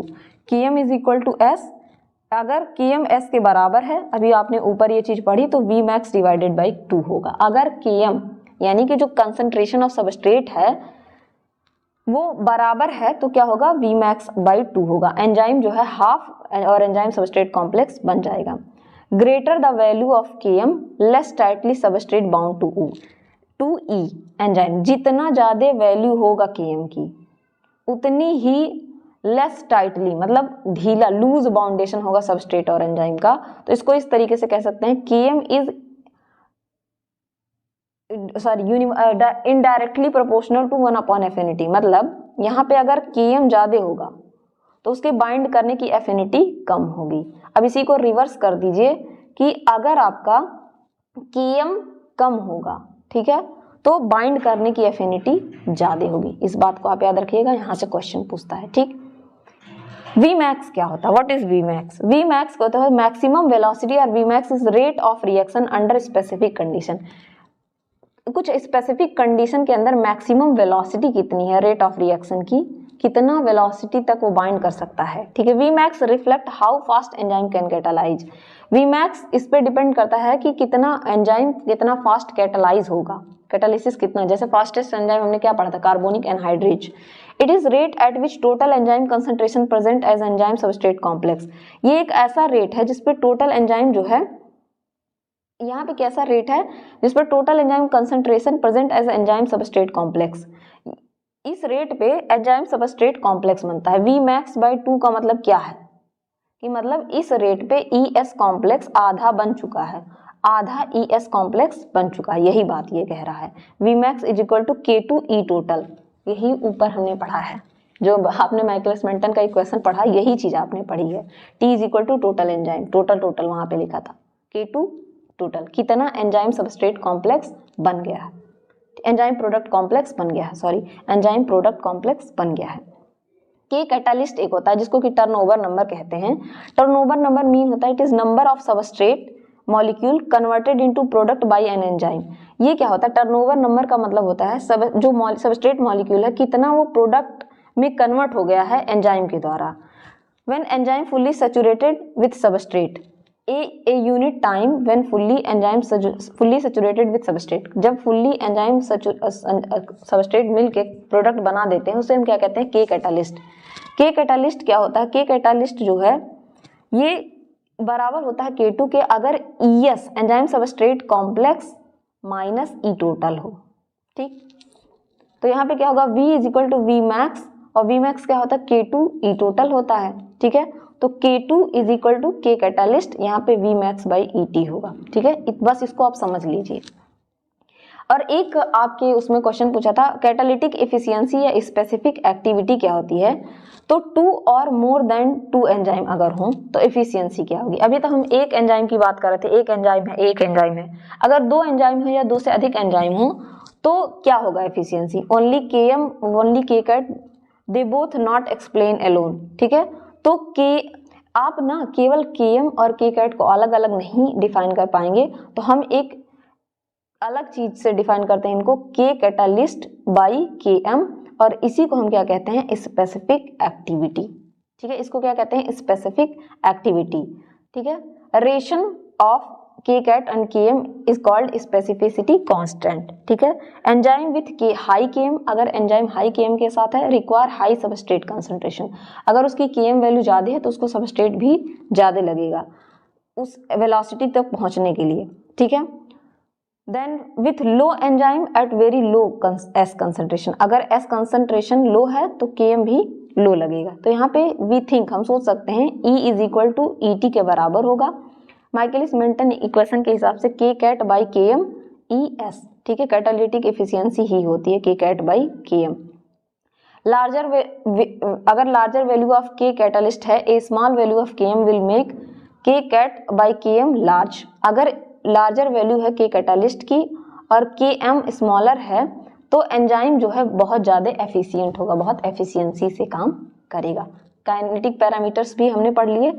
अब पढ़ेंगे एक लाइन वीवर बर्क प्लॉट, इससे काफ़ी क्वेश्चन पूछता है। लाइन वीवर बर्क प्लॉट क्या होता है, लाइन वीवर बर्क प्लॉट होता है reciprocal of Michaelis Menten equation. इसका रेसिप्रोकल का मतलब होता है अगर V है तो उसको आप क्या कर दें 1/V है कर दें। ठीक है, अगर S है तो उसे 1/S कर दें, तो ये क्या कहलाता है, रेसिप्रोकल। अगर हम माइकलिस मेंटन इक्वेशन का क्या कर दें, रेसिप्रोकल कर दें, तो वही इसी काम को लाइन वीवर और वर्क ने किया था, इसी वजह से इसको लाइन वीवर बर्क प्लॉट या डबल रेसिप्रोकल करते हैं, क्योंकि दो चीजों को हम रेसिप्रोकेट करेंगे। ठीक है, इसका हम वाइडली यूज करते हैं to determine important terms in enzyme kinetics such as KM and V max. A plot of reciprocal of the reaction velocity, यहाँ पे 1/V कर देंगे, as a function of reciprocal of substrate concentration 1/S कर देंगे, transform Michaelis Menten equation into straight line. और ये जो आपका माइकलिस मेंटन इक्वेशन में हाइपरबोलिक कर्व बन रहा था, इसको किस में ट्रांसफॉर्म कर देगा, स्ट्रेट लाइन में ट्रांसफॉर्म कर देगा। प्लॉट जो है जो हम बनाएंगे 1/V और S के बीच में, वही ना हम कर रहे थे, यहाँ पे V और S के बीच में बना रहे थे, तो अब क्या करेंगे 1/V और 1/S के बीच में बनाएंगे ये प्लॉट। इसी को लाइन वीवर बर्क प्लॉट या डबल रेसिप्रोकल प्लॉट कहते हैं। यहाँ पे जो आप जनरल फॉर्मूला था V is equal to V max S upon KM plus S, Michaelis Menten equation, इसको हम उल्टा कर देंगे 1/V कर देंगे upon 1/V max S upon KM plus ES कर देंगे। अब इसको अगर थोड़ा सा डिफरेंशिएट करें तो 1/V यहाँ पे KM अपॉन V मैक्स, ठीक है, KM ये वाला KM अपॉन V मैक्स हो जाएगा इंटू 1/S हो जाएगा, और S upon V max upon S हो जाएगा। ठीक है, इस तरीके से हम इसको तोड़ लेंगे। ठीक है, और ये एक इक्वेशन बना लेंगे इस तरीके से इसका। ठीक है, और ये इक्वेशन जो हो जाएगा तो हम एक स्लोप इंटरसिटी वो पढ़ते हैं मैथ में कि y is equal to mx plus C. तो यहाँ पे क्या होगा, ये आपका y is equal to mx plus C, इस तरीके से प्लॉट करेंगे। ये प्लॉट इस तरीके से बनता है। ठीक है, हम क्या करेंगे प्लॉट में, यहाँ पे Km बाई वी मैक्स इसको ले लेंगे स्लोप में। अब ये सीधा हो गया, यहाँ पे हमने 1/V0 लिया, वेलोसिटी इनिशियल पे ही ले रहे हैं, यहाँ पे 1/S लिया। ठीक है, और ये जो स्लोप था अब सिग्मोइड से क्या हो गया, अब माइनस में चला गया, तो यहाँ से अब क्या होगा, जब कोई चीज V से 1/V होगी तो वो ऑब्वियसली माइनस में चली जाएगी। तो अब ये प्लॉट जो होगा इस लाइन के बाहर से माइनस से स्टार्ट होगा, ठीक है, क्योंकि अगर कोई लाइन बनाते हैं इसको हम जीरो मानते हैं तो इधर प्लस जाता है और इधर माइनस जाता है। इतनी तो बेसिक आपने मैथ्स पढ़ी होगी। तो अब हम माइनस से स्टार्ट करेंगे और ये सीधा स्लोप जाएगा और ये रिप्रेजेंट करता है km/v मैक्स को। होपफुली इतनी चीजें, इनका भी ड्रॉबैक था, यहाँ पे s and v both are in form of denominator which mean slightly change would mean a lot. अगर मान लीजिए यहाँ पे क्या है कि जो s है v है दोनों के दोनों क्या हो गए, डिनोमिनेटर में आ गए, नीचे आ गए, तो इनमें अगर थोड़ा सा भी चेंज हुआ तो उसकी वजह से पूरा डेटा में चेंज आ जाएगा। तो ये इनका ड्रॉबैक था। होपफुली इतनी चीजें आपको समझ में आ गई होंगी। अब एलोस्टेरिक एंजाइम को मैं नोट से समझाती हूँ। मैंने इसका पीपीटी भी बनाया है बट मुझे नोट्स ज्यादा अच्छे लगे, बहुत ईजी हैं। एलोस्टेरिक एंजाइम क्या होते हैं, दे आर रेगुलेटर एंजाइम, ये रेगुलेटर एंजाइम होते हैं।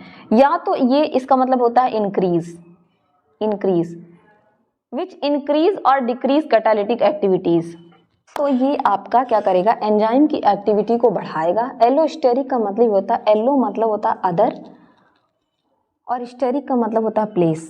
दो आपका एक्टिव साइट था। आप सभी को पता है कि एंजाइम में होता है एक्टिव साइट। पूरा एंजाइम के बारे में पढ़ा है हमने। प्रोटीन्स होते हैं, प्राइमरी सेकेंडरी टर्सरी स्ट्रक्चर तक पाए जाते हैं ये प्रोटीन की तरह, ठीक है। उनमें एक्टिव साइट का फॉर्मेशन होता है, तो वहां से अलग ये बाइंड करेगा। और ये अगर मान लीजिए एंजाइम है, इसका एक्टिव साइट है, इससे आके सबस्ट्रेट बाइंड किया इस तरीके से, और मान लीजिए ये कोई अलग साइट है और यहाँ पे आके एलोस्टेरिक एंजाइम बाइंड किया। ये एलोस्टेरिक एंजाइम क्या करेगा, या तो एंजाइम की एक्टिविटी को इंक्रीज कर देगा, बढ़ा देगा, या उसकी एक्टिविटी को डिक्रीज कर देगा, घटा देगा, ठीक है। दे फंक्शन थ्रू रिवर्सिबल, मतलब नॉन कोवेलेंट बाइंडिंग बनाते हैं ये of regulatory compound called modulator, ठीक है। मॉड्यूलेटर दो तरीके के हो सकते हैं, पॉजिटिव मॉड्यूलेटर, इसका मतलब होता है पॉजिटिव मॉड्यूलेटर, इनको एक्टिवेटर कहते हैं। ये एंजाइम की एक्टिविटी को इनहेंस कर देंगे, बढ़ा देंगे। और नेगेटिव मॉड्यूलेटर जो होते हैं ये इनहिबिट कर देते हैं एंजाइम की एक्टिविटी को, उसको दबा देते हैं। इस तरीके से आप समझ सकते हैं। ये है एक्टिव साइट। उसके अलावा एक साइट होती है, इसको एलोस्टेरिक साइट कहते हैं। ये इनहिबिटर के फॉर्म में है और यहाँ एक्टिवेटर के फॉर्म में है, ठीक है। तो अगर ये इनहिबिटर के फॉर्म में है तो जो इसकी साइट है उसको बदल देगा और सबस्ट्रेट को बाइंड नहीं करने देगा, और बाइंड नहीं करेगा तो ये रिएक्शन क्या होगा, नहीं होगा अच्छे से, ठीक है। और अगर ये सबस्ट्रेट क्या है, एक्टिवेटर है, तो ये क्या करेगा, उसकी साइट को खूब अच्छे से बना देगा और सबस्ट्रेट इससे आके बाइंड कर जाएगा और ये एंजाइम ये काम बहुत अच्छे से एक्टिवली अपना फंक्शन परफॉर्म करेगा, ठीक है। तो ये जो रेगुलेटर हैं या तो होमोट्रॉपिक हो सकते हैं, मतलब regulatory enzyme for which substrate and modulator are identical, जिसके लिए सबस्ट्रेट और मॉड्यूलेटर दोनों आइडेंटिकल होंगे। हेट्रोट्रॉपिक हो सकते हैं when modulator other than substrate, modulator जो हो सबस्ट्रेट से अलग हो, ठीक। एलोस्टेरिक एंजाइम जो है माइकलिस मेंटन इक्वेशन को फॉलो नहीं करते हैं। ये जो है they show relation between V not and S that differ from Michaelis Menten equation. ये जो अपना एक रिलेशन शो करेंगे वी नॉट और एस का, मतलब ये जो हम ग्राफ बनाते हैं वेलोसिटी और सबस्ट्रेट का, ये दोनों अलग अपना रिलेशन शो करेंगे, माइकलिस मेंटन की तरह नहीं होगा। क्योंकि अब देखिए वहाँ पे क्या था, इनहिबिटरी की बात हम नहीं कर रहे थे। हम जब एंजाइम सबस्ट्रेट माइकलिस मेंटन का पढ़ रहे थे तो वहाँ हम सिर्फ एक्टिवेशन का केवल पढ़ रहे थे कि एंजाइम प्रोडक्ट बना रहा है या तो एंजाइम फ्री हो जा रहा है। तो ये क्या करेगा, या तो एक्टिवेटर भी है, मॉड्यूलेटर है, तो उससे अलग तो काम करेगा ही। They do not exhibit saturation with S, ये एस के साथ पूरा सैचुरेट नहीं होंगे। When is sufficiently high produce sigmoidal curve, अगर ये सफिशिएंटली हाई है तो ये सिग्मोइडल कर्व बनाएंगे, ठीक है, रादर देन हाइपरबोलिक कर्व। अगर देखा जाए एंजाइम का जनरली कैसा होता था, हाइपरबोलिक, जो कि नॉन रेगुलेटरी होता है, ठीक है। तो ये सिग्मोइड कर्व बनाते हैं, ठीक है। Sigmoid kinetics behaviour explained by concerted and sequential model of subunit interaction, ठीक है। जो हम इसको आप बेसिकली ये वाला जो कर्व है इसको आप पढ़ेंगे एसोसिएशन और डिसोसिएशन कर्व, जब आप फिजियोलॉजी में हीमोग्लोबिन का डिसोसिएशन कर्व पढ़ेंगे, वहाँ पे आपको अच्छे से समझ में आएगा, ठीक है। तो इस तरीके से ये काम करता है। अगर यहाँ पे देखिए sigmoid curve of homotropic allosteric enzyme, अगर होमोट्रॉपिक है, ठीक है, तो ये रहा आपका K 0.5 पे क्या कर रहा है, पूरा हाफ वी मैक्स बना ले रहा है, इस तरीके का बनाएगा। और अगर मान लीजिए पॉजिटिव और नेगेटिव मॉड्यूलेटर दोनों हैं, तो अगर पॉजिटिव मॉड्यूलेटर है तो वो नीचे जाएगा, और नेगेटिव मॉड्यूलेटर है तो अगर मान लीजिए ये एक कांस्टेंट पॉइंट है यहाँ पे इसका आइडियल पॉइंट, तो अगर ये क्या है पॉजिटिव मॉड्यूलेटर है तो ऊपर की तरफ जाएगा, ठीक, और नेगेटिव मॉड्यूलेटर है तो यहाँ आपने नीचे देखा नीचे आएगा, ठीक है, यही ये बता रहा है। अब हम एक कॉन्सेप्ट बचा है जिसको कि आइसोजाइम्स कहते हैं, उसको पढ़ते हैं। आइसो एंजाइम्स क्या होते हैं? Sometime different forms of an enzyme catalyzing the same reaction occur in species, they are called isozymes और isoenzymes। कभी कभी क्या होता है, एक ही एंजाइम जो है अपने डिफरेंट फॉर्म में पाया जाता है, अलग अलग रूप में पाया जाएगा, एक ही एंजाइम होगा। जैसे मान लीजिए अभी आप उसका एग्जांपल भी पढ़ेंगे, और वो अलग अलग जगहों पे अलग अलग तरीके से काम करेगा, ठीक है।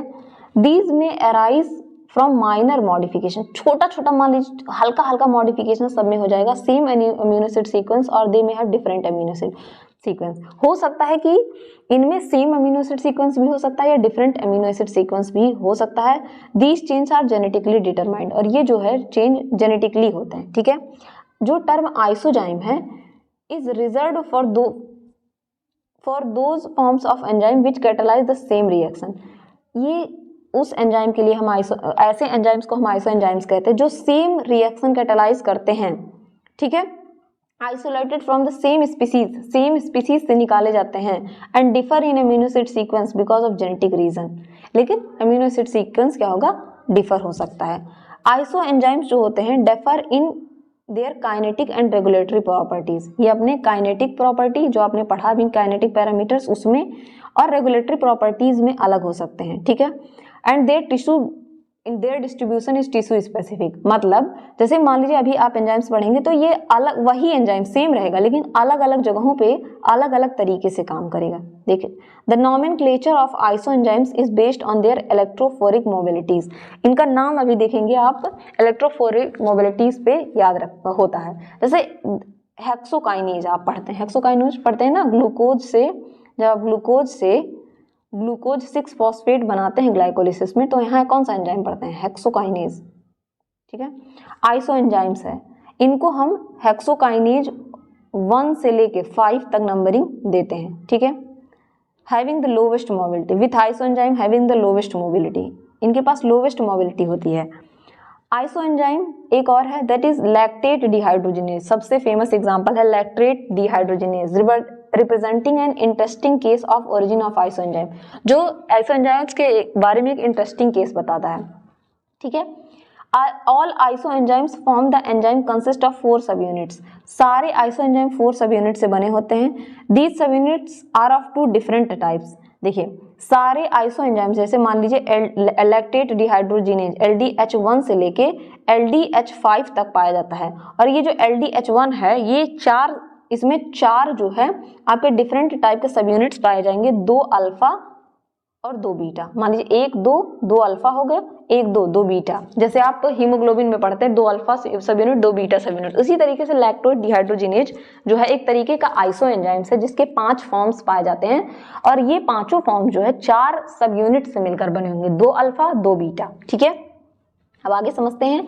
This combines in 5 different ways. A4, ठीक है, एक होगा A4 मतलब चारों सिमिलर होंगे, एक होगा अल्फा 3 पाया जाएगा, एक बीटा पाया जाएगा, तीसरा होगा अल्फा 2 पाया जाएगा, बीटा 2 पाया जाएगा, तीसरा होगा 1 अल्फा 3 बीटा पाया जाएगा, और एक होगा बीटा 4, चारों बीटा पाए जाएंगे, और इनके नाम रिस्पेक्टिवली इसी तरीके से हैं। ये होगा LDH1, LDH2, LDH3, LDH4 और LDH5, ठीक है। B4 है लेकिन LDH5 होगा, ठीक। यहाँ पे आप फिगर में भी देख सकते हैं, और इनका लोकेशन भी अलग अलग है, ठीक है, इनका लोकेशन भी आपको अलग अलग देखने को मिलेगा।